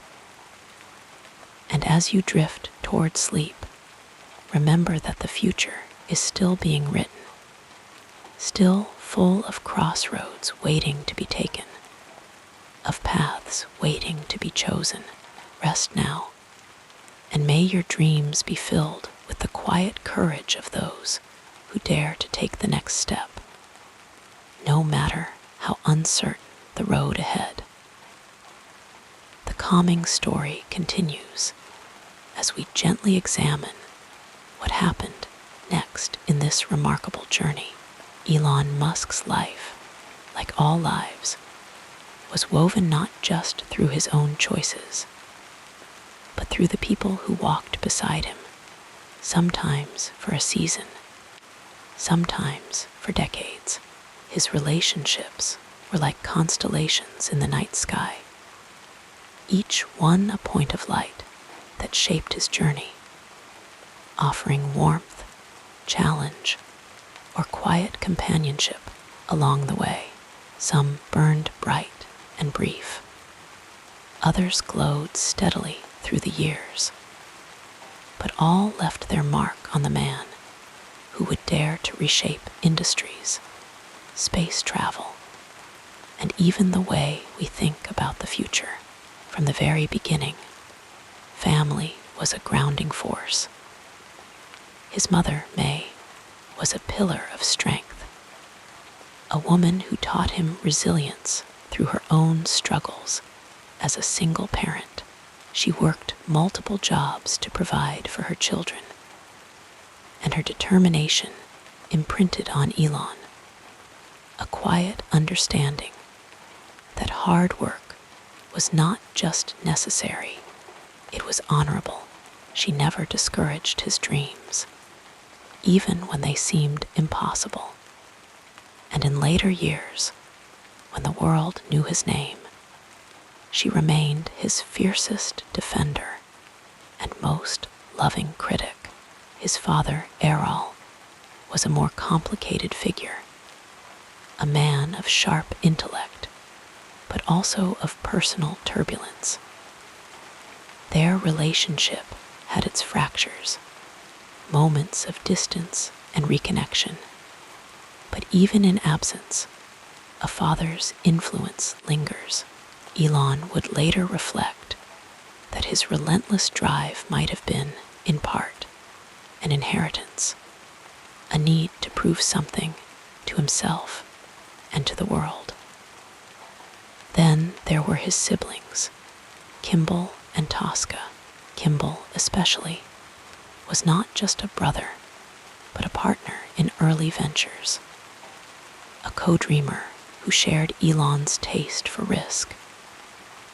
Together, they navigated the wild early days of the internet, founding Zip2, a company that would become their first taste of success. Kimball's warmth balanced Elon's intensity. Where Elon saw problems to solve, Kimball saw people to connect with. Their bond was one of mutual trust, a rare thing in the high-stakes world they moved in. Tosca, the youngest, brought lightness to Elon's life, a reminder that joy didn't always have to be earned through struggle. She would later become a filmmaker, her creative spirit a counterpoint to her brother's technical ambitions. Yet another thread in the tapestry of their shared history. Romantic relationships, too, shaped Elon in ways both visible and unseen. His first marriage to Justine Musk was a union of two fiercely independent minds. They met in college, drawn together by shared intensity, a love of books, and a refusal to accept the ordinary. Together, They faced the early turbulence of his career, the near collapse of SpaceX, the skeptics who dismissed Tesla as a folly. They had 5 sons, a family that should have been a foundation. But the weight of Elon's ambitions, the long hours, the constant pressure, stretched the seams of their marriage until it could no longer hold. The divorce was painful, a private heartbreak in a very public life. But even in parting, there was a mutual respect. Justine would later speak of their time together with a kind of clarity, acknowledging both the love and the inevitable fractures that came with loving a man whose mind was always racing toward the next horizon. After Justine came Tallulah Riley, an actress with a quiet strength of her own. Their relationship was a dance of closeness and distance, twice married, twice divorced. A push and pull that spoke to something deeper than mere incompatibility. Perhaps it was timing. Perhaps it was the simple truth that loving Elon Musk meant sharing him with the world, with his companies, with his unrelenting vision. Yet, in the spaces between, there was tenderness. Tallulah understood his quirks, his sleepless nights spent tinkering with ideas, his sometimes awkward way of navigating emotions. She brought a softness to his life, a counterbalance to the steel of his ambitions. And though their paths eventually diverged, the imprint of their time together remained. Then, of course, there was Grimes, the artist whose ethereal creativity seemed an unlikely match for Elon's hard-edged futurism. And yet, they found common ground in the places where art and technology blurred. She introduced him to new ways of thinking, to the beauty of the abstract, while he pulled her into his world of rockets and electric cars. Together, they had a son, XAE-A12, a name that baffled the world but made perfect sense to them, a symbol of their shared defiance of convention. Their relationship, too, would ebb and flow, a reminder that even the most brilliant minds must navigate the messy, unpredictable terrain of the heart. Beyond romance, there were the collaborators, the friends who became as close as family. Peter Thiel was one of the first, a fellow thinker who shared Elon's belief in the transformative power of technology. Together, they navigated the early days of PayPal, a venture that would cement their place in Silicon Valley lore, though their paths later diverged. Thiel into venture capital and political influence, Elon into his grander visions. Their bond remained one of mutual respect. Two outsiders who had refused to play by the usual rules. Steve Jurvetson, another early ally, was more than just an investor in Tesla and SpaceX. He was a sounding board, a fellow space enthusiast who understood Elon's cosmic ambitions. Their late-night conversations about Mars, about the future of energy, were the kind of dialogues that kept Elon's fire burning during the darkest days of his company's struggles. And then there was J.B. Straubel, the quiet engineer who became the technical heart of Tesla, the man who made Elon's electric dreams tangible.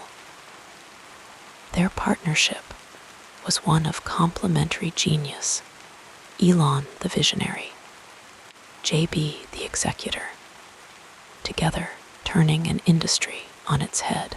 But perhaps no professional relationship was as defining as the one with Gwynne Shotwell, the steady hand at SpaceX, who turned Elon's interstellar dreams into a functioning business where Elon was the spark.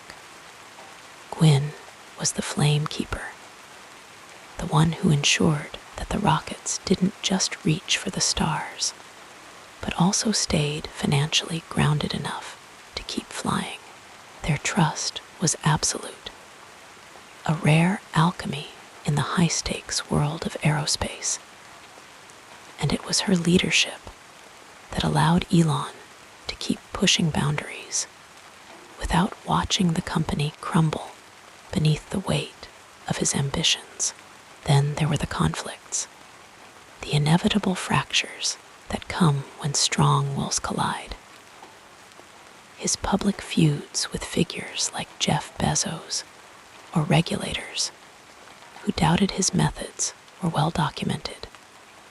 But the private disagreements with colleagues who thought he moved too fast, with friends who worried he was burning out, were just as formative. Yet even in disagreement, there was growth. Elon learned, slowly and sometimes painfully, that even the most brilliant minds need checks and balances. That vision without restraint could become its own kind of trap. Through it all, his children remained his most sacred responsibility, though his work often kept him away. He cherished moments with them, reading science fiction late into the night, explaining rocket physics in simple terms, watching their eyes light up at the idea of Mars. They were his reminder that the future he was building wasn't just for some abstract humanity, but for them, for the generations that would inherit the world he was trying to shape. As you let these threads of connection settle in your mind, notice how no life is truly solitary. Every choice, every triumph, every heartache is touched by the hands of others, parents, lovers, friends, rivals. Elon's story, for all its grandeur, was still a human one, shaped by the people who believed in him, who challenged him, who loved him in spite of his flaws. And as sleep draws nearer, let that truth comfort you, that we are all, in the end, bound together by the quiet, invisible ties of those who walk beside us, for a moment or for a lifetime. Rest now, and may your dreams be filled with the warmth of those connections, the gentle certainty that no one builds a future alone. Allow yourself to sink deeper into comfort as we explore the next phase of this soothing biography. Beneath the relentless pace of boardrooms and launchpads, Elon Musk carried a quieter, more personal world, one that often went unnoticed in the glare of the spotlight. It was in these private moments, away from the hum of factories and the glare of cameras, that he found solace in the simple, grounding rhythms of life. His days, though often unpredictable, followed certain comforting patterns. He would rise early, sometimes before dawn, when the world was still wrapped in silence. There was something sacred about those first hours, when the sky was a soft indigo and the air held the crispness of a new beginning. He would brew a cup of tea, Earl Grey, with just a hint of honey, and sit by a window, letting his thoughts drift before the weight of the day settled in. Even as emails piled up and meetings loomed, he guarded these quiet minutes, a small rebellion against the chaos of his schedule. When he was home, his children were his anchor. He loved the way their laughter filled the house, a sound so pure it could momentarily dissolve the weight of his responsibilities. Bedtime was his favorite ritual. He would gather them close, sometimes in a pile of blankets on the floor, and read aloud from their favorite books, stories of distant galaxies, of heroes who defied the odds, of futures where anything was possible. His voice would soften as he turned the pages, watching their eyelids grow heavy with sleep. And when they asked, as they often did, about rockets or robots or the red dust of Mars, he would answer in simple, vivid terms, painting pictures with his words until their dreams carried them away. His love for science fiction never faded. On quiet evenings, when the world outside slowed to a hush, he would lose himself in the pages of Asimov or Clarke, the very stories that had once sparked his imagination as a boy.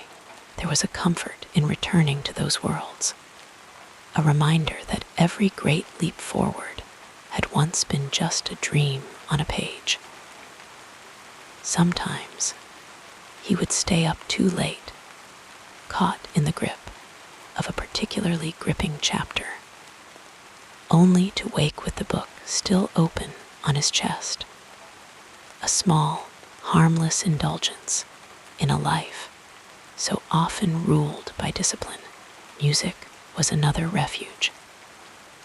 He kept playlists for every mood, soothing classical pieces for late-night work sessions, the steady pulse of electronic beats for coding marathons, old rock ballads for long drives under open skies. There were songs that reminded him of specific moments in his life, melodies tied to memories he seldom spoke of, but carried close. On rare, unguarded nights, he might even hum along, his voice low and untrained, but full of quiet joy. Though his public persona was one of relentless ambition, those who knew him well saw the softer edges. He had a dry, unexpected sense of humor, often catching friends off guard with a perfectly timed quip or an absurd observation. His laughter, when it came, was deep and genuine, a sound that seemed to momentarily lighten the air around him. He loved clever wordplay, silly puns, the kind of jokes that made people groan and smile at the same time. His relationships, though complicated by the demands of his work, were deeply important to him. He valued loyalty above almost anything, and the people who had stood by him through years of turbulence held a permanent place in his heart. He wasn't always the easiest person to love. His mind was restless, his focus often elsewhere, but he tried, in his own way, to show up for the people who mattered. A late-night text to check in on a friend going through a hard time, a surprise visit with coffee and pastries for an overworked colleague. Small gestures, fleeting but sincere, that said, "I see you." He believed, in some quiet corner of his mind, that the future was not just about technology, but about connection. That all the rockets and algorithms in the world meant little without the people who would share in their promise. It was why he cared so deeply about making life multiplanetary, not just for the sake of exploration, but because he wanted humanity to have a chance, a safety net, a way to endure no matter what storms might come. And then there were the moments when he simply stopped, when the weight of it all became too much, and he would step outside, barefoot, onto cool grass or warm pavement, and tilt his face to the sky. The stars were always there, steady and silent, a reminder of how small and how vast everything was at once. In those breaths between the chaos, he found a kind of peace, a fleeting but precious stillness. As you drift toward sleep, imagine those quiet moments, the tea steaming in the early light, the sound of a child's sleepy sigh, the rustle of pages turning late into the night. Even the busiest lives have these pockets of calm, these soft spaces where the heart remembers what truly matters. Let your thoughts settle like dust in a sunbeam, gently, without urgency. And as you breathe in and out, know that somewhere under the same sky, another restless mind is also pausing, also resting, also dreaming of what might be. Sleep now, and may your dreams be as vast and as quiet as the universe itself, like a gentle river flowing toward the sea. Our story continues with the next meaningful chapter. In the quiet hours before dawn, when the world still clung to darkness, Elon Musk would often rise. His mornings were not marked by alarms or urgency, but by a quiet stirring, a slow awakening of the mind. The first light of day would seep through the curtains, soft and pale, as he blinked away the last remnants of sleep. Some days, he would reach for his phone, scrolling through messages that had arrived in the night, emails from engineers, updates from SpaceX, notes from Tesla's factories humming with activity. Other mornings, he would simply lie there for a moment, listening to the stillness before the world woke up around him. Breakfast was often simple, a cup of coffee, black and strong, steaming in his hands as he moved through the house. Sometimes he would add a piece of toast, lightly buttered, or a bowl of cereal eaten absent-mindedly, while his thoughts raced ahead to the day's tasks. The kitchen was a quiet space, bathed in the gentle glow of early light, the hum of the refrigerator, a steady background noise. He preferred these moments of solitude, when the weight of the world had not yet settled on his shoulders. Then came the transition to work. In his earlier years, this might have meant a drive through the quiet streets of Silicon Valley, the hum of the car's engine, a soothing rhythm beneath him. Later, it would be a short walk to his home office, a space filled with the tools of his trade, screens glowing with lines of code, sketches of rockets, spreadsheets tracking production timelines. His desk was often cluttered, but not chaotic. There was an order to the mess, a sense that every paper, every scribbled note, had its place. He would settle into his chair, the leather creaking softly, and dive into the work, his fingers flying over the keyboard in bursts of focused energy. The mornings were for deep thinking, for the problems that required his fullest attention. He would lose himself in the details of a rocket's design, the intricacies of a battery's chemistry, the delicate balance of forces that made electric cars not just possible, but extraordinary.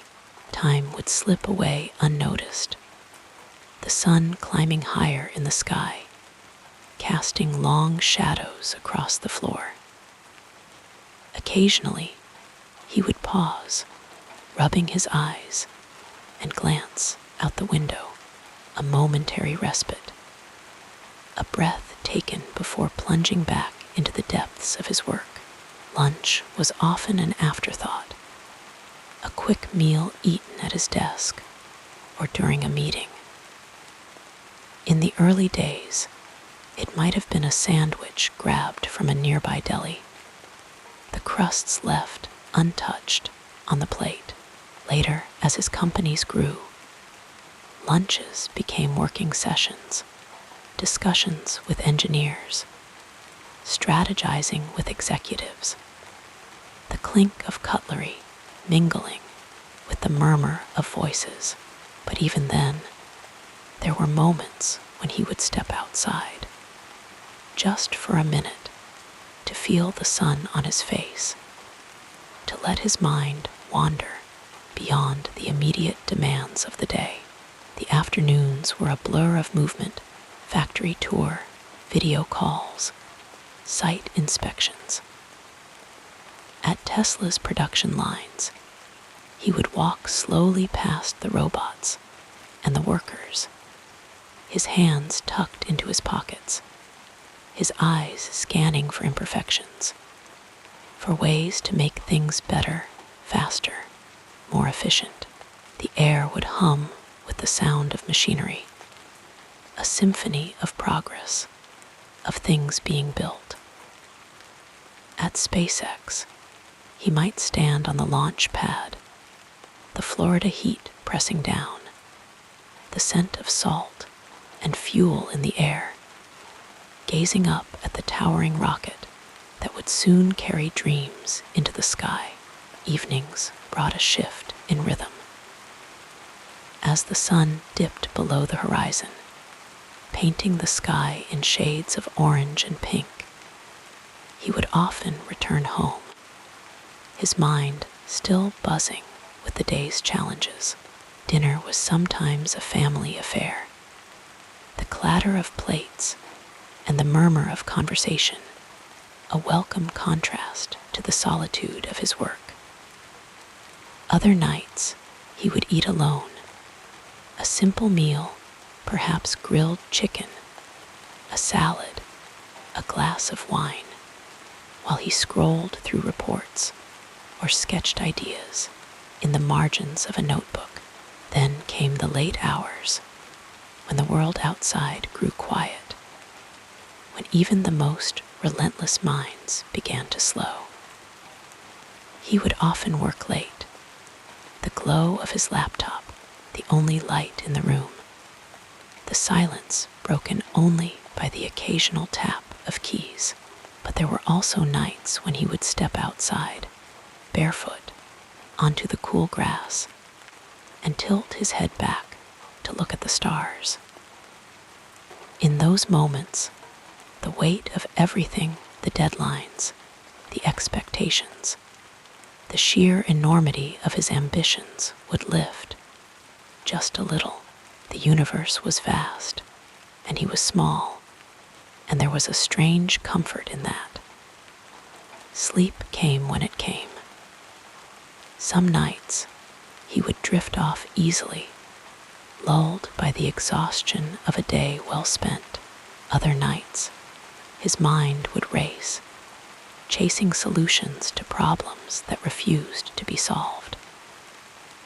On those nights, he might read science fiction, biographies, technical manuals, the pages turning slowly under his fingers, the words a temporary escape. And when sleep finally took him, it was with the knowledge that tomorrow would bring the same relentless pace, the same impossible challenges, the same quiet moments of wonder in between. As you settle into your own rest, imagine these rhythms, the steady pulse of a life lived at the edge of what's possible, the quiet pauses that make the chaos bearable. The universe is vast, and we are small, but in these moments of stillness, there is peace. Breathe deeply, let your thoughts drift, and know that somewhere out there, under the same endless sky, another dreamer is also finding their way to sleep. As your thoughts grow quieter, we'll continue our peaceful exploration of this fascinating life. Elon Musk's philosophy, like the quiet hum of a rocket preparing for liftoff, has always been a blend of urgency and patience, of grand visions and minute details. His worldview was shaped early, not just by books or mentors, but by a deep, almost childlike curiosity about the universe itself. As a boy, he would lose himself in science fiction, in the pages of Isaac Asimov and Douglas Adams, stories that stretched his imagination beyond the confines of Earth. The idea that humanity's destiny lay among the stars wasn't just a fantasy to him. It was an inevitability, a calling. And so, from those quiet nights spent reading under the glow of a bedside lamp, a belief took root. If something was important enough, you should try, even if the probable outcome was failure. This principle became the backbone of his life. He didn't just want to build companies. He wanted to solve problems that mattered. When he looked at the world, he saw systems, energy, transportation, space exploration that could be reimagined, not just improved, but transformed. And so, his approach was never incremental. It was radical, disruptive, almost reckless in its ambition. But to him, it was the only way. Failure wasn't just acceptable, it was necessary. It was the price of progress. His philosophy on risk was deeply personal. He didn't fear losing money or prestige. He feared stagnation. The idea that humanity might grow complacent on this pale blue dot. When he founded SpaceX, critics dismissed it as a billionaire's vanity project, but Musk saw something else, a future where humans were multiplanetary, where extinction wasn't a question of if asterisk, but when asterisk, unless we took action. The humor was typical of him, a way to soften the weight of his ambitions, but the sentiment was deadly serious. His work ethic mirrored this intensity. He didn't believe in balance, at least not in the conventional sense. Sleep was negotiable, comfort was secondary. What mattered was forward motion. There's a story from the early days of Tesla, when the company was on the brink of collapse. Rather than step back, Musk doubled down, working 100-hour weeks, sleeping on the factory floor, pouring every last dollar he had into keeping it alive. To outsiders, it seemed like madness. To him, it was the only choice. Yet beneath this relentless drive was a surprising humility. He knew he didn't have all the answers. He surrounded himself with people who were smarter than him in their respective fields, who could challenge his ideas, He believed in first principles thinking, breaking problems down to their most basic truths, and building up from there, rather than accepting assumptions. The normal way we conduct our lives is we reason by analogy, he explained. We do this because it's like something else that was done. It was a slower, more deliberate way of thinking, one that required patience, even as his ambitions raced ahead. His values were not just about technology, but about humanity's place in the cosmos.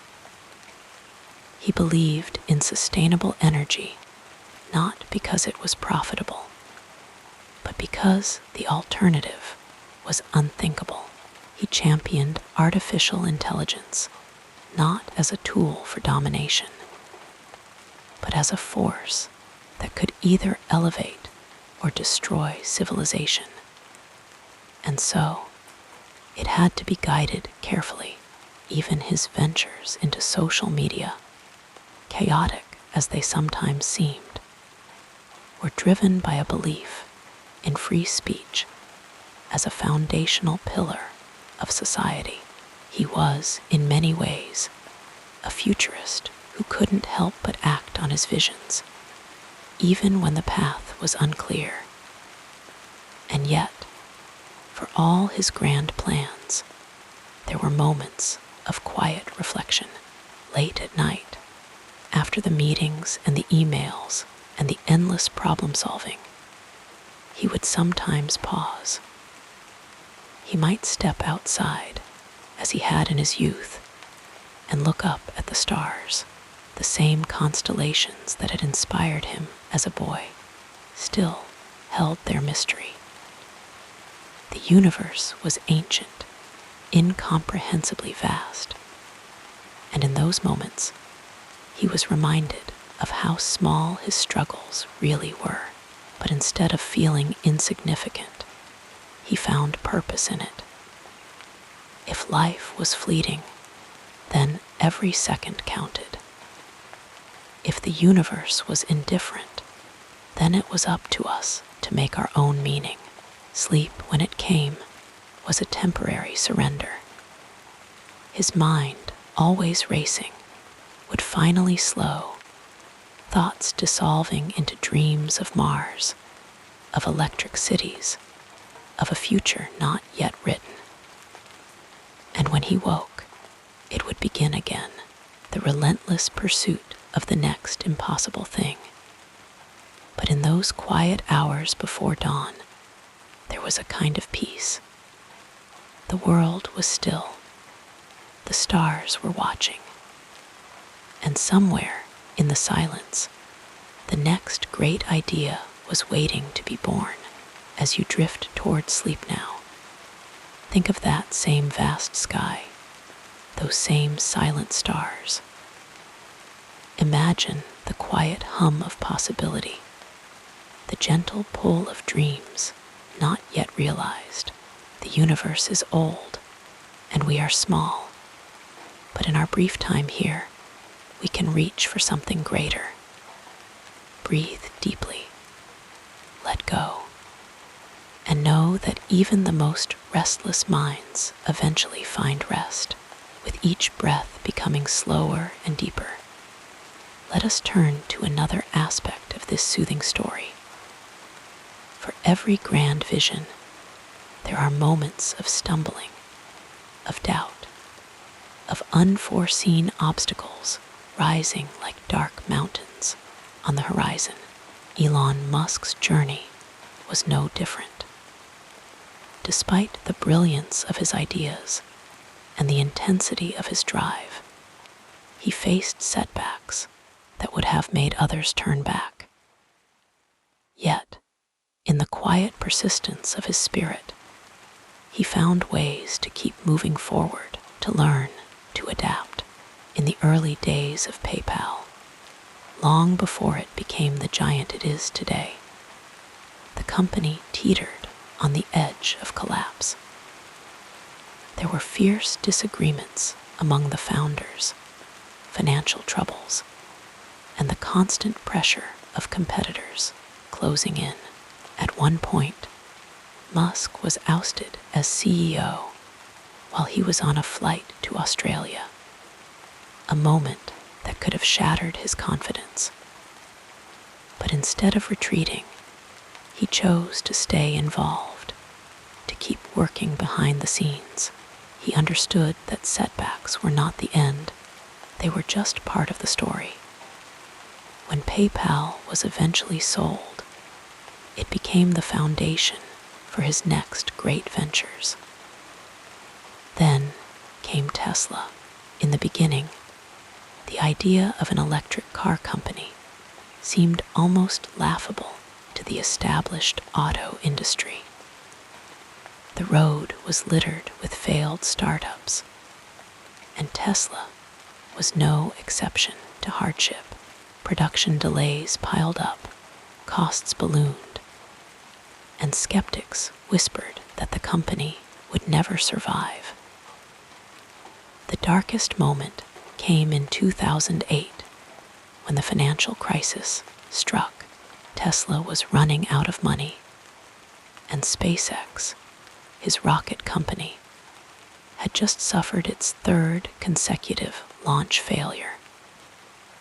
The weight of it all pressed down on him. He later admitted that this was the lowest point of his life, but in that darkness, he made a choice.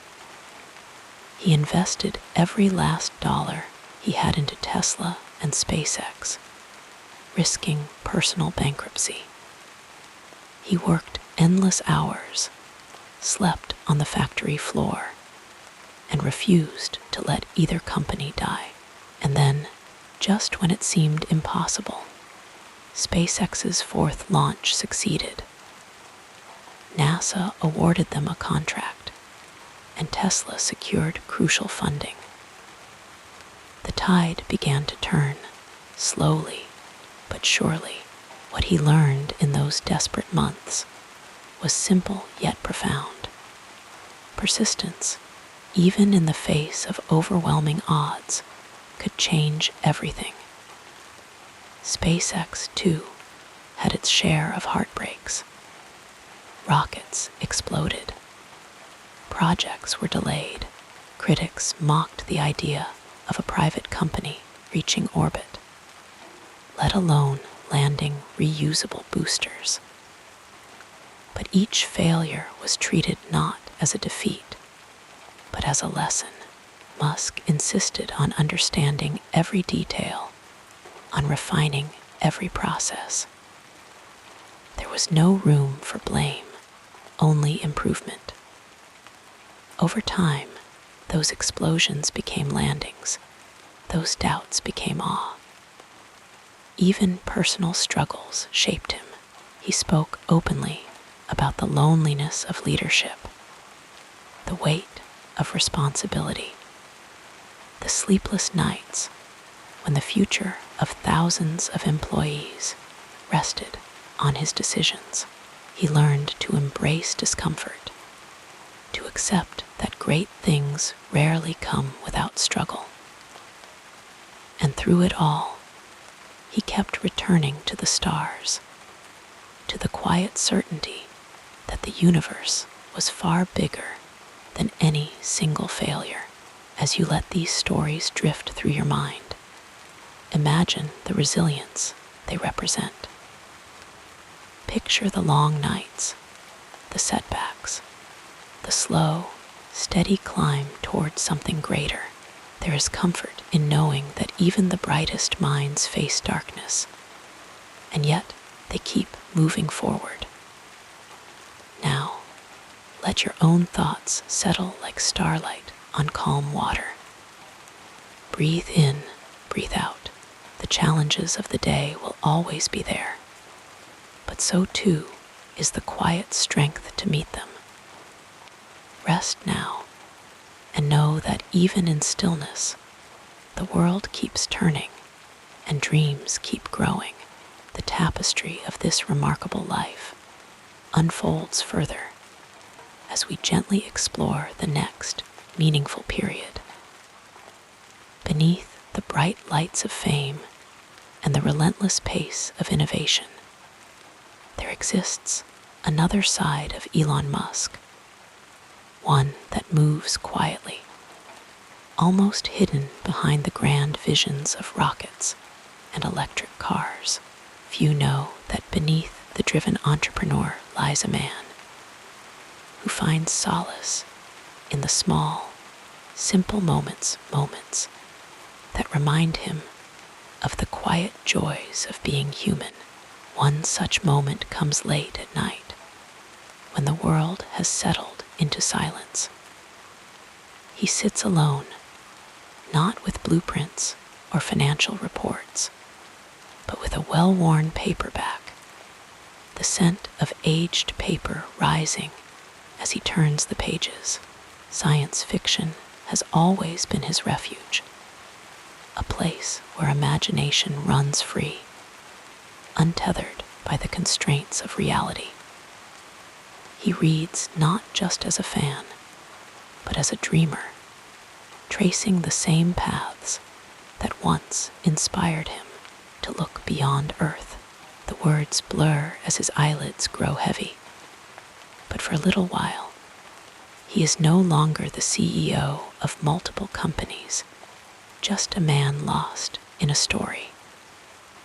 There is something else few people know about him, a fondness for cooking, not elaborate meals, but simple, comforting dishes on rare evenings when time allows.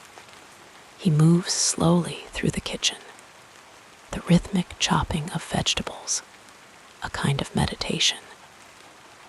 He once confessed in an interview that his favorite meal to make is a humble grilled cheese sandwich, the kind his mother used to prepare when he was a boy.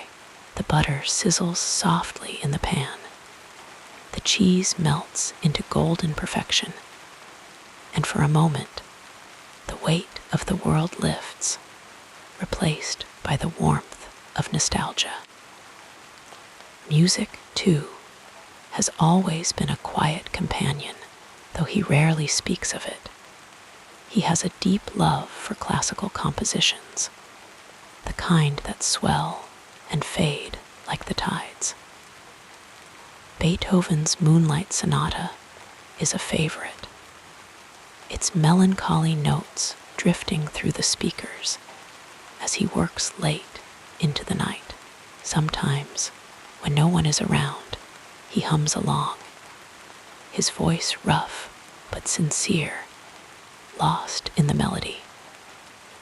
And then there is his sense of humor, often overlooked in the serious discussions of his work. Those who know him well describe a man who delights in absurdity, who once showed up to a meeting wearing a giant, inflatable dinosaur costume just to make his team laugh. He loves puns, the worse the better, and has been known to pause mid-sentence to chuckle at his own ridiculous jokes. It is a side of him that defies the stern, futuristic image the world often sees, a reminder that even visionaries need to laugh. But perhaps the most surprising thing about him is how deeply he feels the loneliness of his position. He has spoken of nights spent staring at the ceiling, wondering if he is doing enough, if he is moving fast enough. He worries not just about the fate of his companies, but about the people who depend on them. In those quiet hours, he reaches for his phone and scrolls through messages from his children, their simple words grounding him, reminding him of what truly matters. He is, in many ways, a man of contradictions, an introvert forced into the spotlight, a futurist who clings to small comforts, a genius who still makes silly mistakes. Once, while giving a tour of SpaceX to a group of visitors. He absent-mindedly walked straight into a glass door, much to the amusement of everyone present. He laughed along with them, rubbing his forehead, the moment dissolving the myth of the untouchable innovator. And so, as you drift toward sleep, think of him not just as the man who builds rockets and electric cars, but as someone who, like all of us, seeks moments of peace, a man who reads old books, burns his toast, hums off-key, and sometimes, just sometimes, wishes he could pause time for a little while.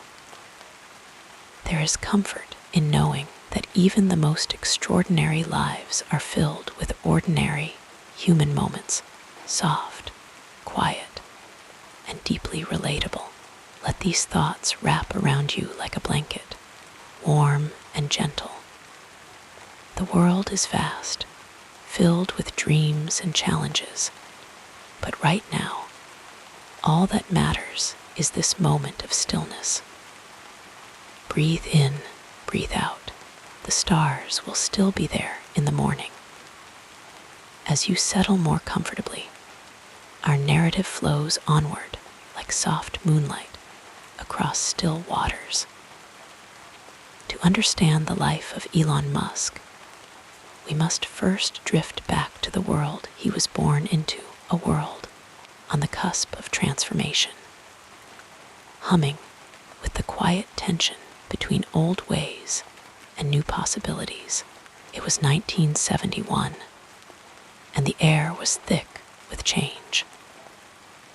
The Vietnam War still flickered on television screens, while the Apollo program had just 2 years earlier placed humans on the moon, proving that the impossible could, in fact, be possible.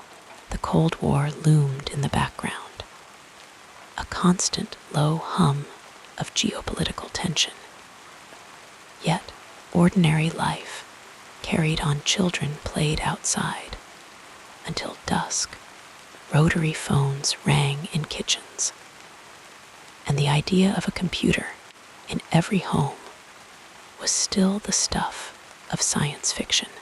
Musk grew up in Pretoria, South Africa, a place marked by the stark divisions of apartheid. The world outside his home was rigid, controlled, but inside, he found escape in books, science fiction, fantasy, anything that transported him beyond the confines of his surroundings. He read voraciously, absorbing stories of distant galaxies and technological marvels, planting the seeds of a mind that would later dream of interplanetary travel. The 1970s and 80s were a time of both stifling conformity and explosive creativity. While politics moved slowly, technology was beginning to sprint. The first personal computers were emerging, clunky and mysterious, yet brimming with potential.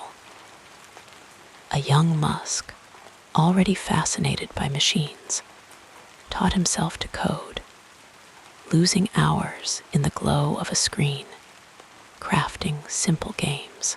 It was a solitary joy, a quiet rebellion against the mundane.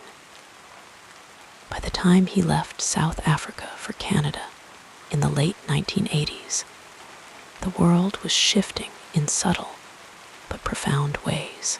The Berlin Wall would soon fall, signaling the beginning of the end for the Soviet Union. The internet, still in its infancy, was a shadow of what it would become, a network used by academics and researchers. Not yet the sprawling digital universe we know today, but the winds of change were blowing.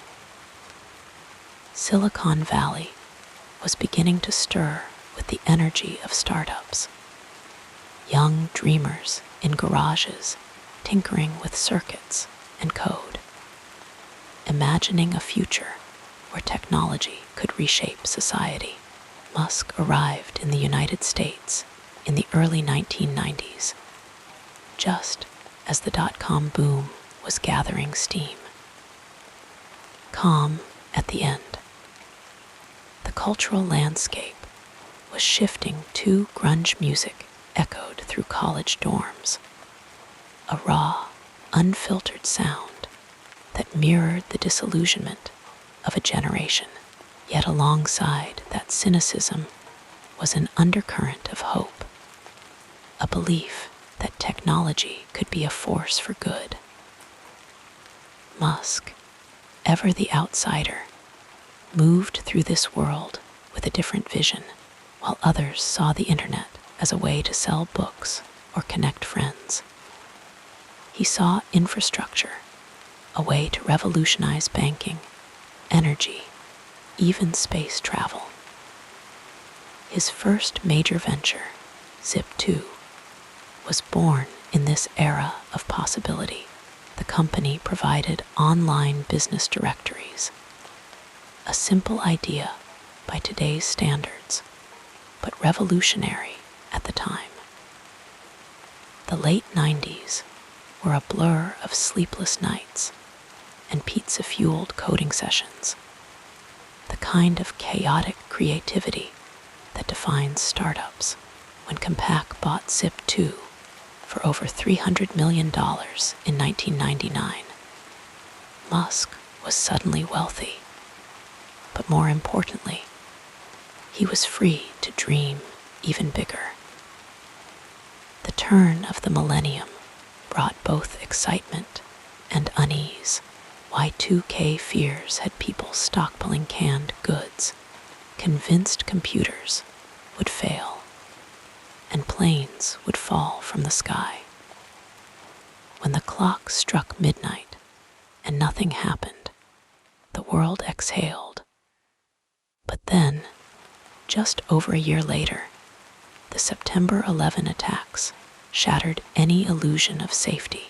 The early 2000s were marked by war, economic uncertainty, and a growing awareness of climate change. Against this backdrop, Musk's ambitions seemed almost fantastical. Who talked about colonizing Mars when the world was burning? Yet he pressed on, launching SpaceX in 2002 with the audacious goal of making space travel affordable. The company's early years were riddled with failures, explosions on launch pads, skeptical investors, and the ever-present specter of bankruptcy. But Musk, ever the stubborn optimist, kept going. Meanwhile, Tesla was quietly taking shape, an electric car company in an era when gas was cheap and SUVs ruled the road. The idea was laughable to many, but Musk saw what others didn't: a future where fossil fuels were obsolete, where sleek, silent cars glided down highways powered by sunlight. The 2008 financial crisis nearly destroyed both ventures. Banks collapsed, the housing market crumbled, and for a brief, terrifying moment, it seemed the entire global economy might follow. Musk poured his last dollars into Tesla and SpaceX, gambling everything on the belief that the world needed these ideas, even if it didn't know it yet. When SpaceX's Falcon 1 finally reached orbit that same year, it was more than a technical milestone. It was proof that persistence could defy the odds. As the 2010s unfolded, the world began to catch up with Musk's vision. Climate change moved from the fringes to the mainstream. Renewable energy became not just an ideal, but a necessity. Tesla's Model S rolled off production lines, sleek and fast, erasing the stereotype of electric cars as slow and boring. SpaceX landed rockets upright, a feat straight out of science fiction, reducing the cost of space travel and reigniting humanity's curiosity about the cosmos. The contradictions only deepened as his fame grew. He championed clean energy, but built rockets that burned fossil fuels. He spoke of colonizing Mars while struggling with the pressures of earthly life. And yet, perhaps that's what makes him so human, not a flawless hero, but someone grappling with the weight of his own ambitions. As you drift toward sleep, picture the arc of this story: the quiet bookworm in Pretoria, the young entrepreneur in Silicon Valley, the determined dreamer who refused to let failure define him. The world he grew up in no longer exists, just as the world we know today will one day fade into memory. But the human drive to explore, to create, to push beyond limits, that endures. And so, as the night wraps around you, let your thoughts settle like stardust. The past is a river, always flowing, carrying with it the dreams of those who dared to imagine something more. Tomorrow will come with its own challenges and wonders. But for now, rest. The universe is vast, and there will always be more to discover when you're ready. Let the rhythm of these words carry you further into relaxation as we continue our peaceful journey.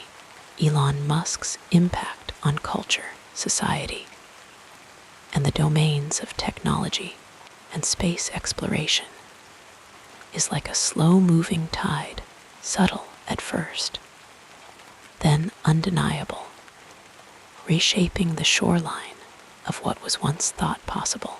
His story is not just one of personal success, but of how a single restless mind can ripple outward, altering the way we think about the future. To understand his influence is to witness the quiet revolution he sparked, not with grand proclamations, but through relentless action, memes, and the occasional late-night tweet that sent the internet spinning. In the early days, when PayPal first emerged as a disruptor in online payments, Musk was already nudging the world toward a digital economy. The idea that money could move effortlessly across borders without the friction of traditional banking was radical at the time. Yet, as with all his ventures, the true impact wasn't just in the technology itself, but in the shift in mindset it encouraged. People began to trust digital transactions in ways they hadn't before, paving the way for the fintech revolution that would follow. The world was learning to let go of cash, one online purchase at a time, and Musk was there, quietly shaping the transition. Then came Tesla, a company that would redefine not just the automotive industry, but how society viewed electric vehicles. Before Tesla, electric cars were often seen as sluggish novelties, impractical for everyday life. Musk changed that perception with the sleek, powerful roadster, proving that sustainability didn't have to mean sacrifice. The Model S, later the Model 3, turned electric vehicles from niche curiosities into objects of desire. Charging stations began to dot highways, and suddenly, the idea of a gasoline-free future didn't seem so distant. Governments took notice, offering incentives for green energy, and competitors scrambled to catch up. The entire industry pivoted, not because of regulations, but because Tesla made electric cars cool. But Tesla's influence extended beyond cars. Solar City, later integrated into Tesla Energy, pushed the idea of renewable power into homes. The Powerwall allowed people to store solar energy, reducing reliance on the grid. Slowly, the vision of a sustainable future became tangible, not as a distant utopia, but as something within reach, one solar panel and battery at a time. The cultural shift was subtle but profound. People began to see themselves as active participants in energy independence rather than passive consumers. Musk's greatest trick was making sustainability aspirational, something to strive for rather than merely endure. SpaceX, though, may be his most audacious legacy. Before Musk, space travel was the domain of governments, slow-moving and cautious. NASA had achieved greatness, but the bureaucratic machinery made rapid innovation difficult. SpaceX shattered that model, embracing failure as part of the process. The early years were littered with explosions, Falcon 1's fiery crashes, the setbacks that would have doomed a less stubborn venture. But Musk persisted, and with each failure, SpaceX learned, adapted, and improved. Then came the first successful landing of a reusable rocket, a moment that felt like science fiction made real. The sight of a booster descending gracefully onto a drone ship, as if pulled from the pages of a pulp novel, captured the world's imagination. SpaceX didn't just lower the cost of spaceflight, it changed how we thought about it. Suddenly, the idea of a multiplanetary species didn't seem so far-fetched. Mars colonization, once the stuff of speculative documentaries, became a topic of serious discussion. The Starship project, with its bold ambition of ferrying humans to the Red Planet, felt like the natural next step. And while skeptics remained, the cultural conversation had shifted. Space was no longer a distant frontier, but a place humanity might one day call home. Musk's influence wasn't confined to boardrooms and launchpads, though. His presence on social media turned him into something of a modern-day folk hero, flawed, unpredictable, but endlessly fascinating. His tweets could send stock markets into chaos or ignite debates about artificial intelligence, free speech, or the future of work. The internet loved him, hated him, and couldn't look away. His blend of irreverence and vision made him a singular figure, part CEO, part internet troll, entirely unpredictable. That duality shaped public perception in strange ways. To some, he was a visionary, dragging humanity toward a brighter future. To others, he was a reckless billionaire playing with technologies he didn't fully understand. The truth, as always, lay somewhere in between. His companies accelerated the adoption of electric cars, revolutionized space travel, and pushed neural technology forward with Neuralink. Yet, his personal antics, the impulsive tweets, the public feuds, the ever-shifting personas, kept him from being neatly categorized. Perhaps that was the point. Musk never fit the mold of the polished, PR-friendly executive. He was messy, human, and utterly compelling because of it. The cultural footprint he leaves is still unfolding. The boring company's tunnels hint at a future where traffic congestion is a relic of the past. Neuralink's experiments with brain-machine interfaces suggest a world where disabilities might be circumvented with technology. Even his forays into AI, through OpenAI, and later his warnings about its dangers, have shaped how society grapples with the ethical dilemmas of machine intelligence. Love him or loathe him, Musk forces the world to confront big questions about sustainability, about humanity's place in the cosmos, about the role of technology in our lives.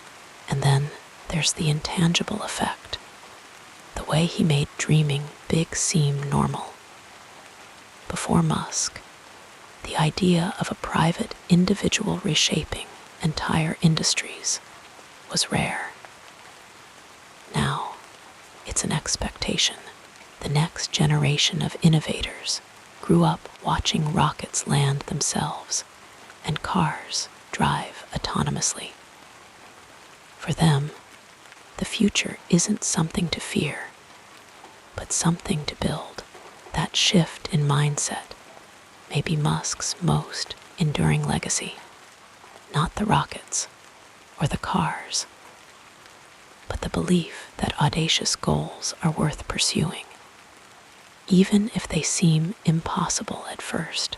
As you let these thoughts drift through your mind, picture the arc of influence, how one person's restless energy can ripple outward, changing industries, shifting conversations, altering what we believe is possible. The world is different because Musk dared to think differently. And yet, in the quiet of the night, it's worth remembering that he, too, is just a person flawed, relentless, endlessly curious. The future he envisions is still taking shape, one innovation at a time. For now, though, let those ideas soften at the edges, blurring into the quiet hum of the night. The story isn't over. The next chapter will be written by those who were inspired, who saw what could be and decided to reach for it themselves. But tonight, there is only the gentle rhythm of breath, the slow turn of the earth, and the distant stars, waiting patiently for the next dreamer to look up and wonder. Rest easy. The future will still be there in the morning. With the gentleness of falling snow, we transition now to another meaningful chapter in this life story. There is something quietly fascinating about the small moments in a person's life, the glimpses of who they are before the world knows their name. Elon Musk's story is filled with these little-known chapters, the kind that feel almost like folklore when you hear them now. Picture a young boy in Pretoria, South Africa, so lost in books that he would forget to eat or sleep, absorbing science fiction and physics with equal hunger. He once read the entire Encyclopedia Britannica by the age of 9, not out of obligation, but because the world seemed too vast and too full of mysteries to ignore. One of the earliest signs of his relentless curiosity came when he was just 12 years old. He taught himself to code on a Commodore VIC-20, an early home computer, and within days, he had written a simple video game called Blastar. It was a crude space shooter, the kind of thing a child might dream up, but it was enough to impress a local computer magazine, which paid him $500 for the code. That small triumph was a whisper of what was to come, a mind that saw problems as puzzles waiting to be solved. Years later, long before SpaceX or Tesla, Musk was just another student at the University of Pennsylvania. Though even then, he stood apart. He and a friend rented a house near campus, which they quickly turned into an unofficial nightclub on weekends. Musk, ever the strategist, saw it as a way to make extra money, but also as an experiment in human behavior. He would observe the crowds, noting what music kept people dancing and how long they stayed. It was a small thing, a side project, but it hinted at his ability to think in systems, to see patterns where others saw chaos. When he moved to Silicon Valley in the mid-1990s, he was still an unknown, just another hopeful entrepreneur with big ideas. His first company, Zip2, was a struggle from the start. He and his brother slept in the office, showering at the local YMCA, working around the clock to keep the business alive. There's a story from those early days that feels almost mythical now. Musk was so determined to close a deal with the New York Times that he flew across the country, unannounced, and walked into their offices, refusing to leave until someone would listen. It worked. That deal saved the company. And later, when Compaq bought Zip2 for $307 million, Musk's share was enough to set him on the path to his next ventures. Even in those early successes, there were moments of quiet humanity. After selling Zip2, Musk bought himself a McLaren F1, one of the fastest cars in the world at the time. But he wasn't just showing off, he was testing limits. He took the journalist Dan Rather for a ride in it, accelerating so fast that Rather later admitted he thought he might die. Musk, though, was calm, almost serene, as if speed was just another equation to be balanced. Then came PayPal, another chapter in his story. Musk poured his energy into the company, but it wasn't without turbulence. During one particularly heated board meeting, he was famously fired while on his honeymoon. The details are hazy, lost in the fog of corporate drama. But what's striking is how he responded. Instead of retreating, he doubled down on his next vision: space travel and electric cars. Two industries most people thought were impossible for a private entrepreneur to crack. SpaceX's early days were filled with setbacks. The first 3 launches of the Falcon 1 rocket ended in failure. after the third explosion, Musk was running out of money and options. No grand speech, no theatrics, just quiet resolve. The fourth launch succeeded, and that moment became the foundation for everything that followed. Tesla, too, had its struggles in 2008 as the financial crisis loomed. Both SpaceX and Tesla were on the brink of collapse. Musk later admitted that he was down to his last few $1,000,000, forced to choose which company to save. In the end, he split what he had left between them, betting on both. It was an act of faith, not just in his companies, but in the idea that the future was worth fighting for. Even when the odds seemed impossible, there are smaller, softer moments. Too, the kind that remind you that even visionaries are human. Musk once sent a Tesla Roadster into space with a dummy named Starman at the wheel. A gesture so whimsical it almost felt like a child's dream made real. He named his AI company XAI, a nod to his love of science fiction and the unknown.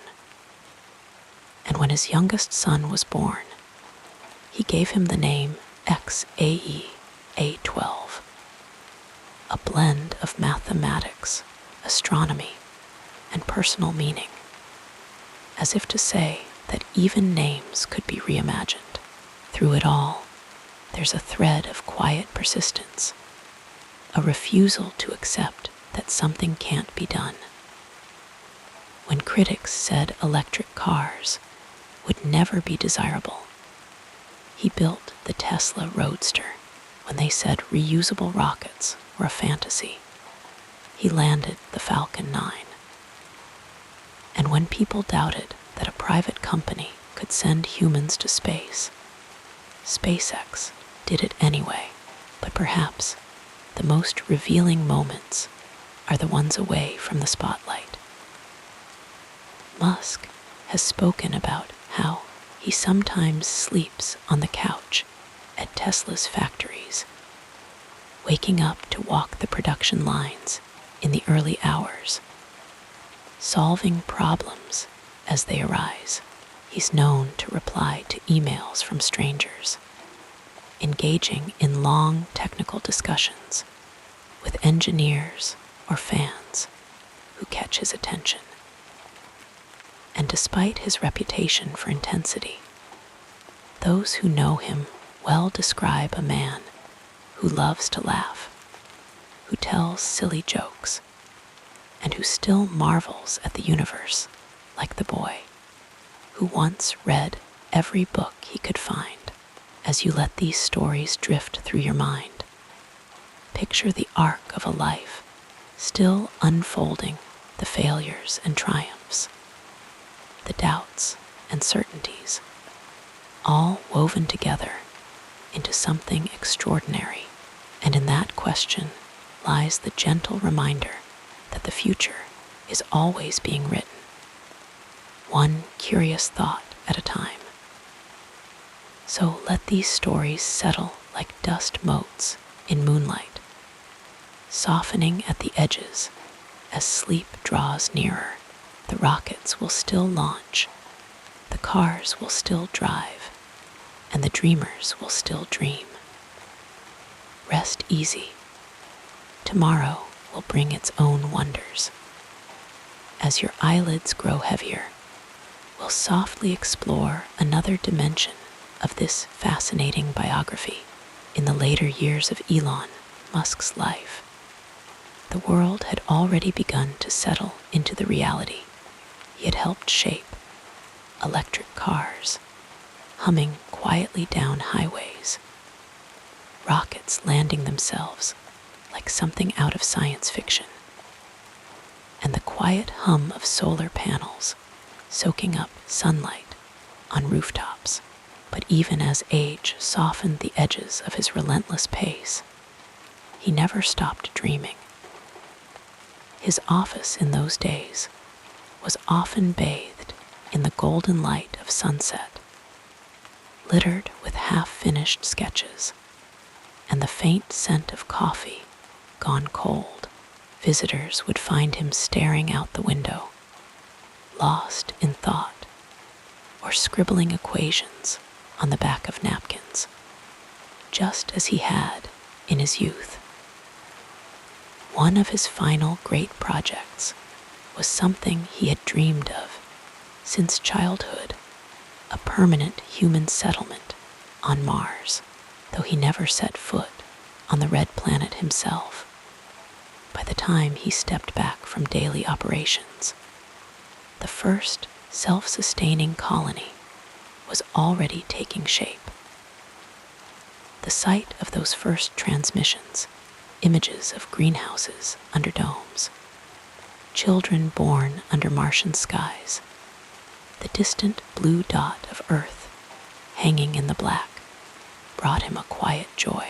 He would watch those feeds for hours, sometimes with tears in his eyes, as if witnessing the closing of a circle that had begun with a boy reading Asimov under the covers by flashlight. His legacy was no longer a question by then.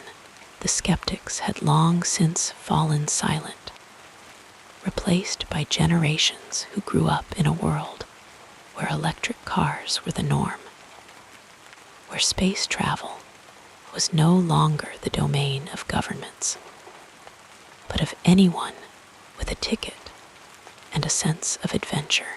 In his quieter moments, he often reflected on the winding path his life had taken, the sleepless nights at Tesla factories, the explosions on the launch pad, the moments when it all seemed impossible.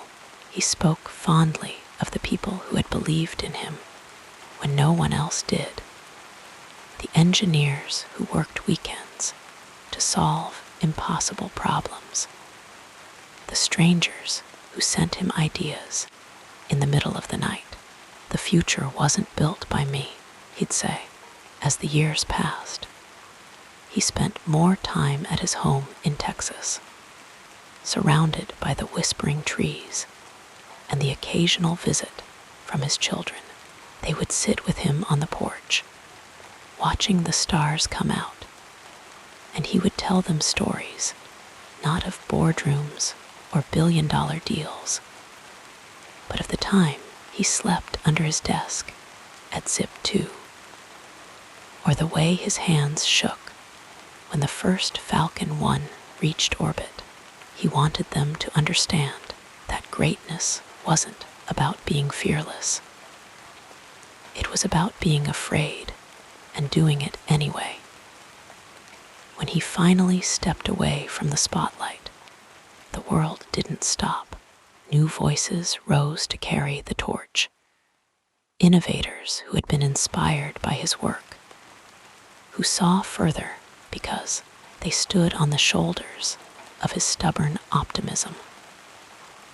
The companies he founded continued to push boundaries, not because he was there to drive them, but because he had built them to outlast him.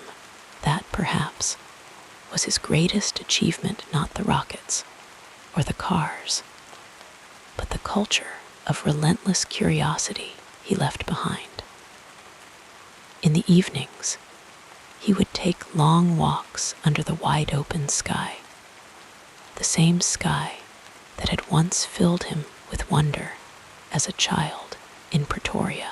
Sometimes he would stop and just look up, as if he could still see the invisible threads connecting Earth to Mars, to the distant probes sailing past Jupiter, to the colonies on the moon. It was all real now, not just lines on a blueprint or dreams in a notebook. When he passed, the tributes poured in from every corner of the globe, astronauts thanking him for opening the heavens. Families sending pictures of their children, pointing at Teslas like they were magic. Engineers crediting him for making science cool again. The millions of ordinary people who simply looked up at the stars a little differently because of him. His final public message was characteristically simple. "Keep going," it said. And so they did. Now, as you drift toward sleep, imagine those stars he loved so much, still shining, still waiting. The rockets still launch, the cars still drive themselves, the dreamers still dream. That, perhaps, is the true legacy, not the things he built, but the spark he left behind in all of us. So let the night wrap around you like a blanket, soft and warm. The future is still unfolding, still beautiful, still full of wonder. Rest easy, knowing that the world moves forward, carried by curiosity, by stubborn hope, by the simple, unshakable belief that tomorrow can be better than today. And if you listen closely, in the quiet between breaths, you might just hear the faint, distant hum of a rocket climbing toward the stars. The gentle cadence of our story continues, flowing like a peaceful stream through the next chapter.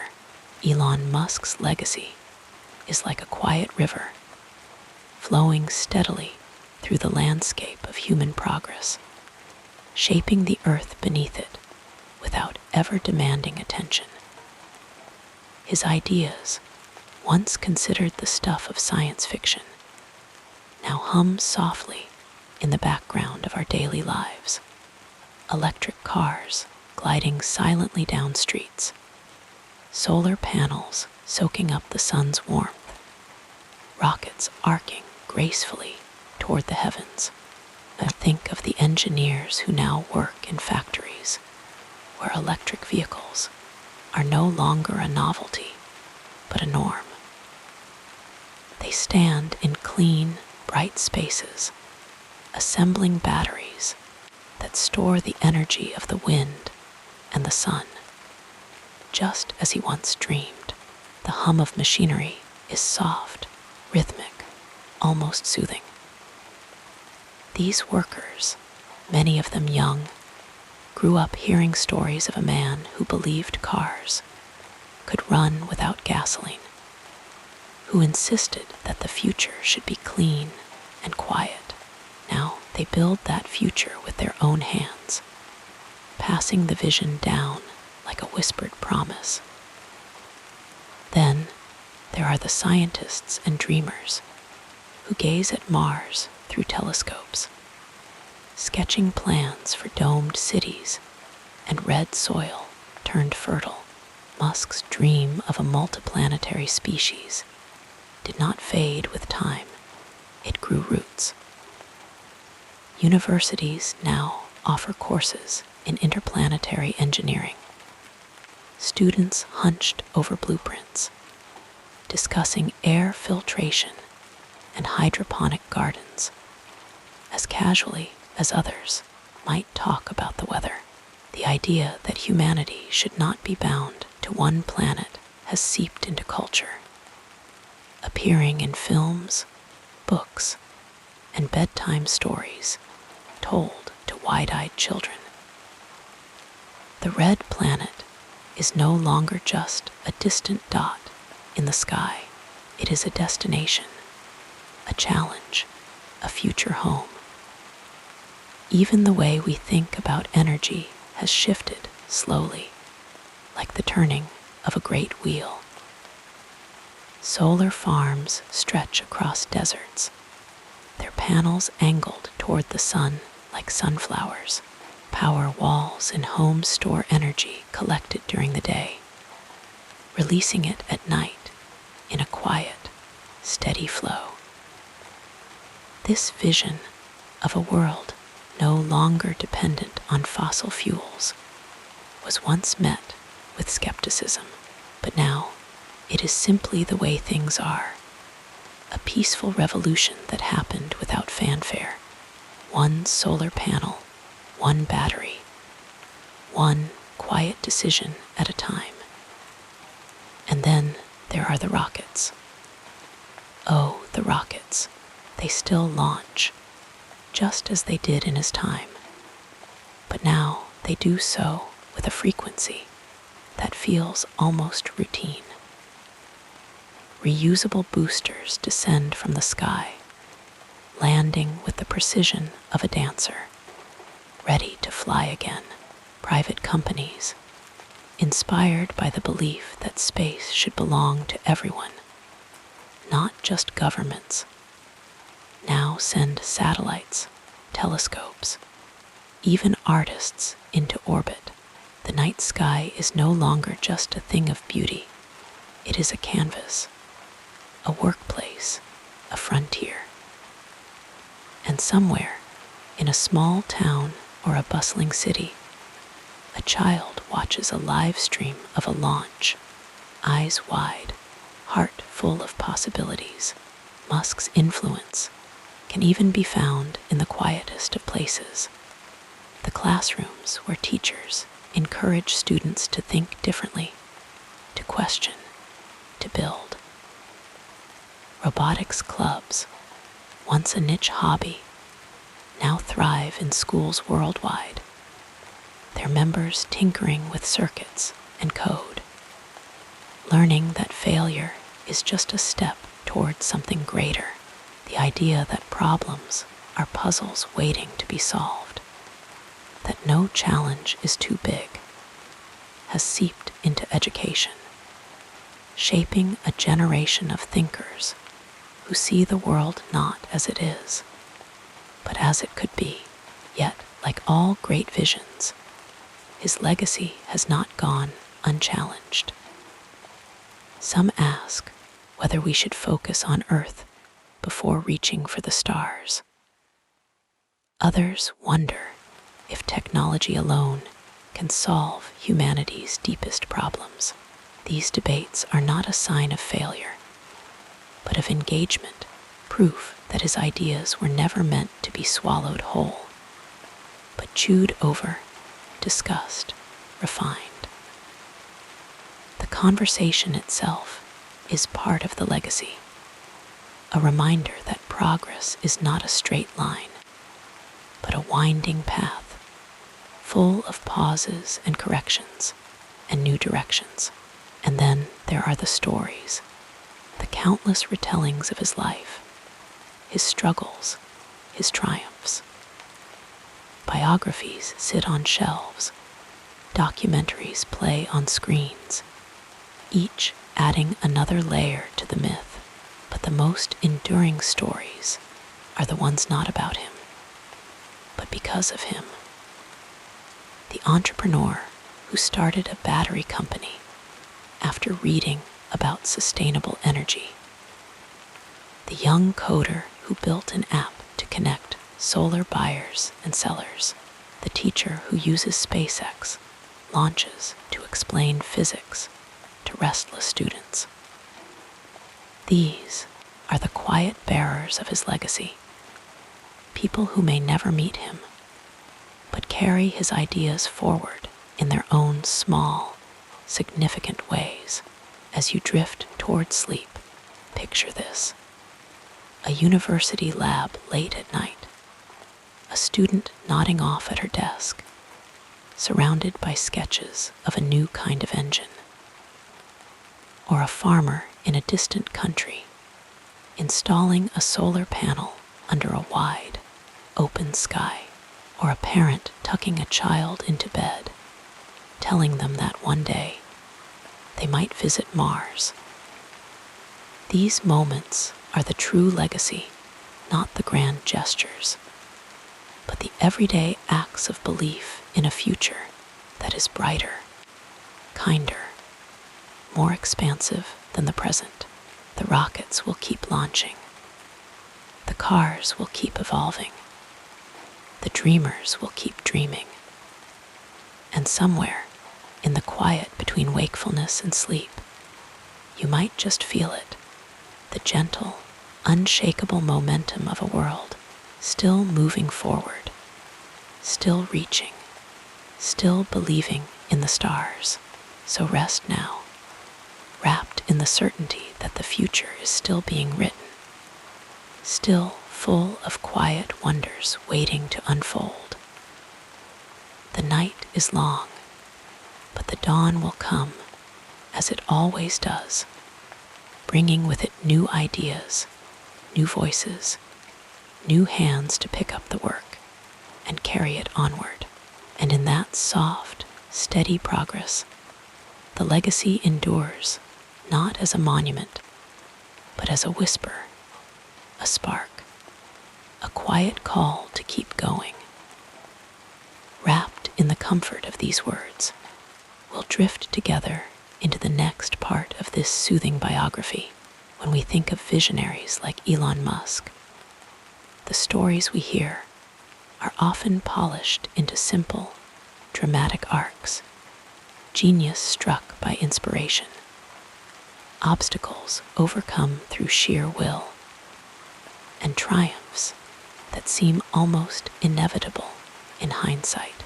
But the truth, as always, is far more textured, far more human.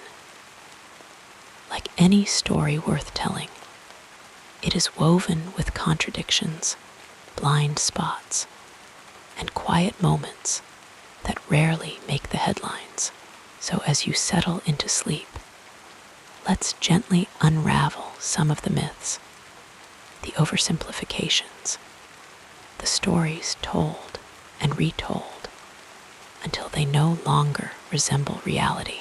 Take, for instance, the idea that Musk is a lone genius, a solitary inventor toiling away in a garage or a lab, until the world finally sees the brilliance of his ideas. This narrative is comforting. It fits neatly into the myth of the individual hero, but it misses the truth that no great innovation is ever truly solitary.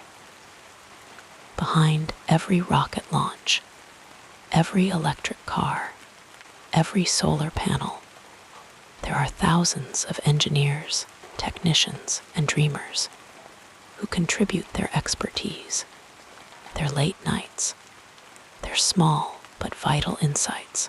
The work is always collective, even when the spotlight shines brightest on one person. Then there's the myth of inevitability, the sense that Musk's successes were somehow destined, as if the future he envisioned was always just waiting to be claimed. But history is rarely so linear. The early days of SpaceX, for example, were marked by near disaster, by 3 failed launches in a row, by a company teetering on the edge of collapse. The 4th launch succeeded, not because it was fated to, but because people refused to give up, because they learned from each mistake, because they kept trying even when the odds seemed impossible. The same could be said of Tesla, which faced bankruptcy more than once, or Neuralink, or any of the other ventures that now seem so assured in hindsight. The path was never smooth, never certain. Another common misconception is that Musk's work is purely about the future, untouched by the messy realities of the present. But every new technology carries with it questions about ethics, about consequences, about who benefits and who might be left behind. Electric cars, for example, promise cleaner air and a healthier planet, but they also rely on materials mined in ways that can harm both people and the environment. Space exploration opens new frontiers, but it also raises questions about who gets to go, who sets the rules, and what happens when the boundaries of Earth are no longer our only horizon. These complexities are rarely part of the simplified stories we tell, but they are essential to understanding the real work of building a better world. And then there's the myth of the infallible visionary, the idea that Musk never doubts, never falters, never changes his mind. But the truth is that even the most determined dreamers have moments of uncertainty, of second-guessing, of wondering whether the path they've chosen is the right one. Musk himself has spoken openly about the toll of his work, about the exhaustion, the criticism, the weight of expectation. He has shifted directions, abandoned ideas, admitted mistakes, because that's what learning looks like for anyone, no matter how bold or brilliant. Perhaps the most persistent myth of all is that Musk's story is already written, that his legacy is fixed, fully formed. But the truth is that history is never so static. The meaning of his work, like the meaning of any great endeavor, will shift with time as new generations bring their own questions, their own interpretations, their own dreams to the table. What seems revolutionary today might one day be seen as a stepping stone. What looks like failure now might later be understood as a necessary stumble on the way to something greater. The story is still unfolding, still being shaped by the countless hands and minds that carry it forward. So as you drift toward sleep, let go of the simple stories, the easy answers. Instead, picture something quieter, something truer, a person, flawed and human, surrounded by other people just as flawed, just as human, all of them reaching towards something they can't quite see yet. Picture the doubts, the late-night debates, the wrong turns and course corrections. Picture the work that happens not in grand gestures, but in small, persistent acts of belief. And remember that the future is never made by myths. It's made by people who try, who fail, who try again. People who build not because they are certain, but because they are curious. People who keep going even when the path is unclear, the night is long, and the story is still being written. So rest now, wrapped in the quiet knowing that the most important work is never done by one person, never finished in one lifetime, never as simple as the stories we tell. It is slow, it is collective, it is imperfect, and it is beautiful. Sleep well and dream of the unseen hands, the quiet efforts, the small steps that move the world forward, one gentle push at a time.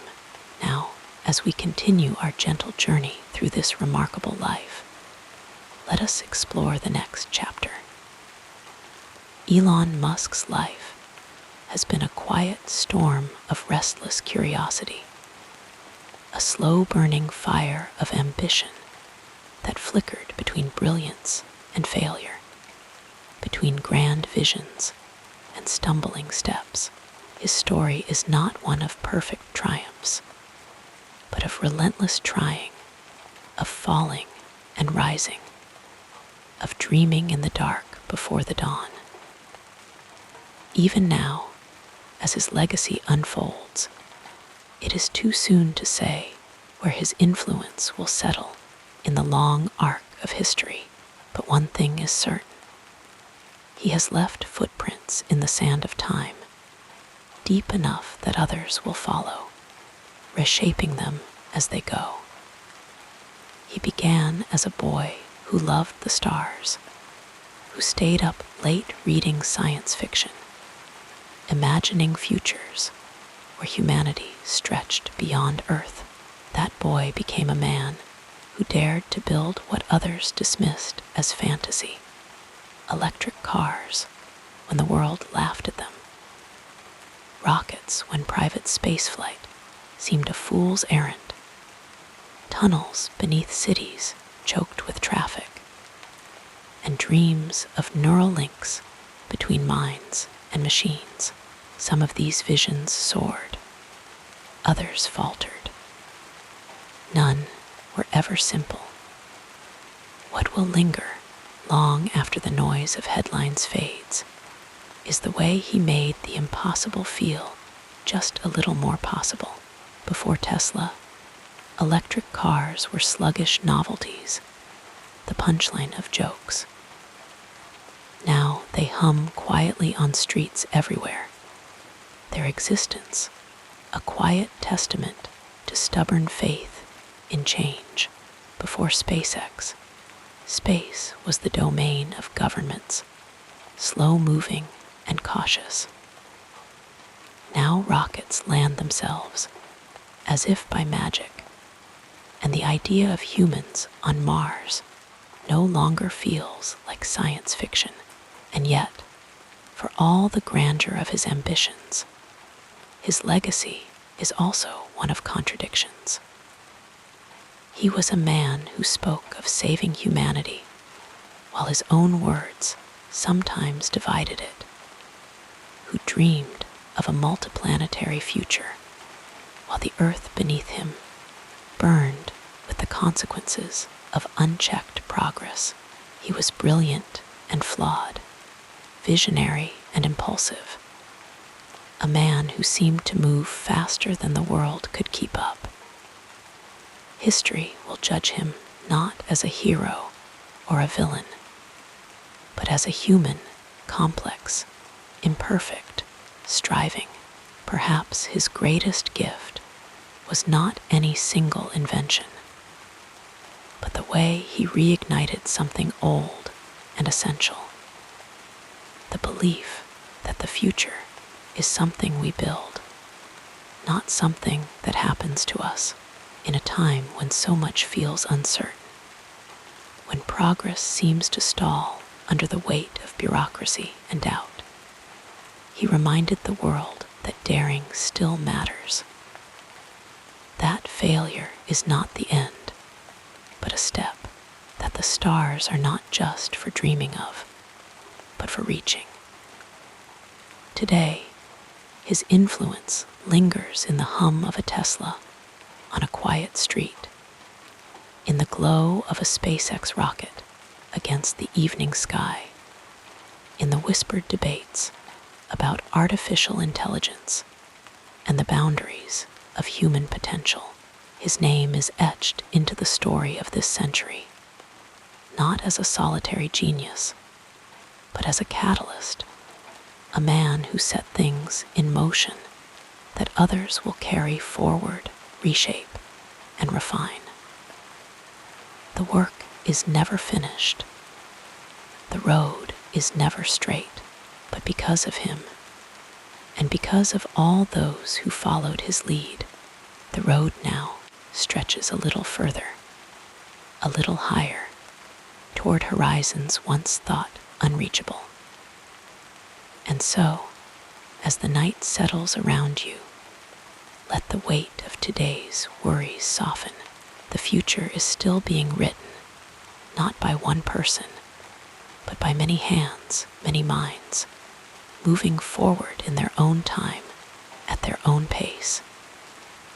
Some dreams will soar, others will fade, but the trying, the quiet, persistent act of reaching is what matters most.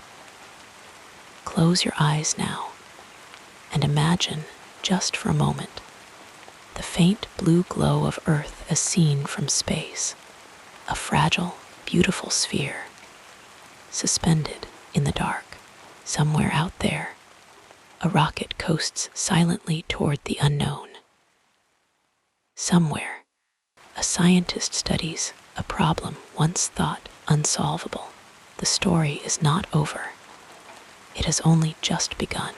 Sleep well and dream of distant stars, of quiet efforts, of small steps that ripple outward into the unknown. The future is coming slowly, gently, one breath at a time. Rest now and let tomorrow take care of itself.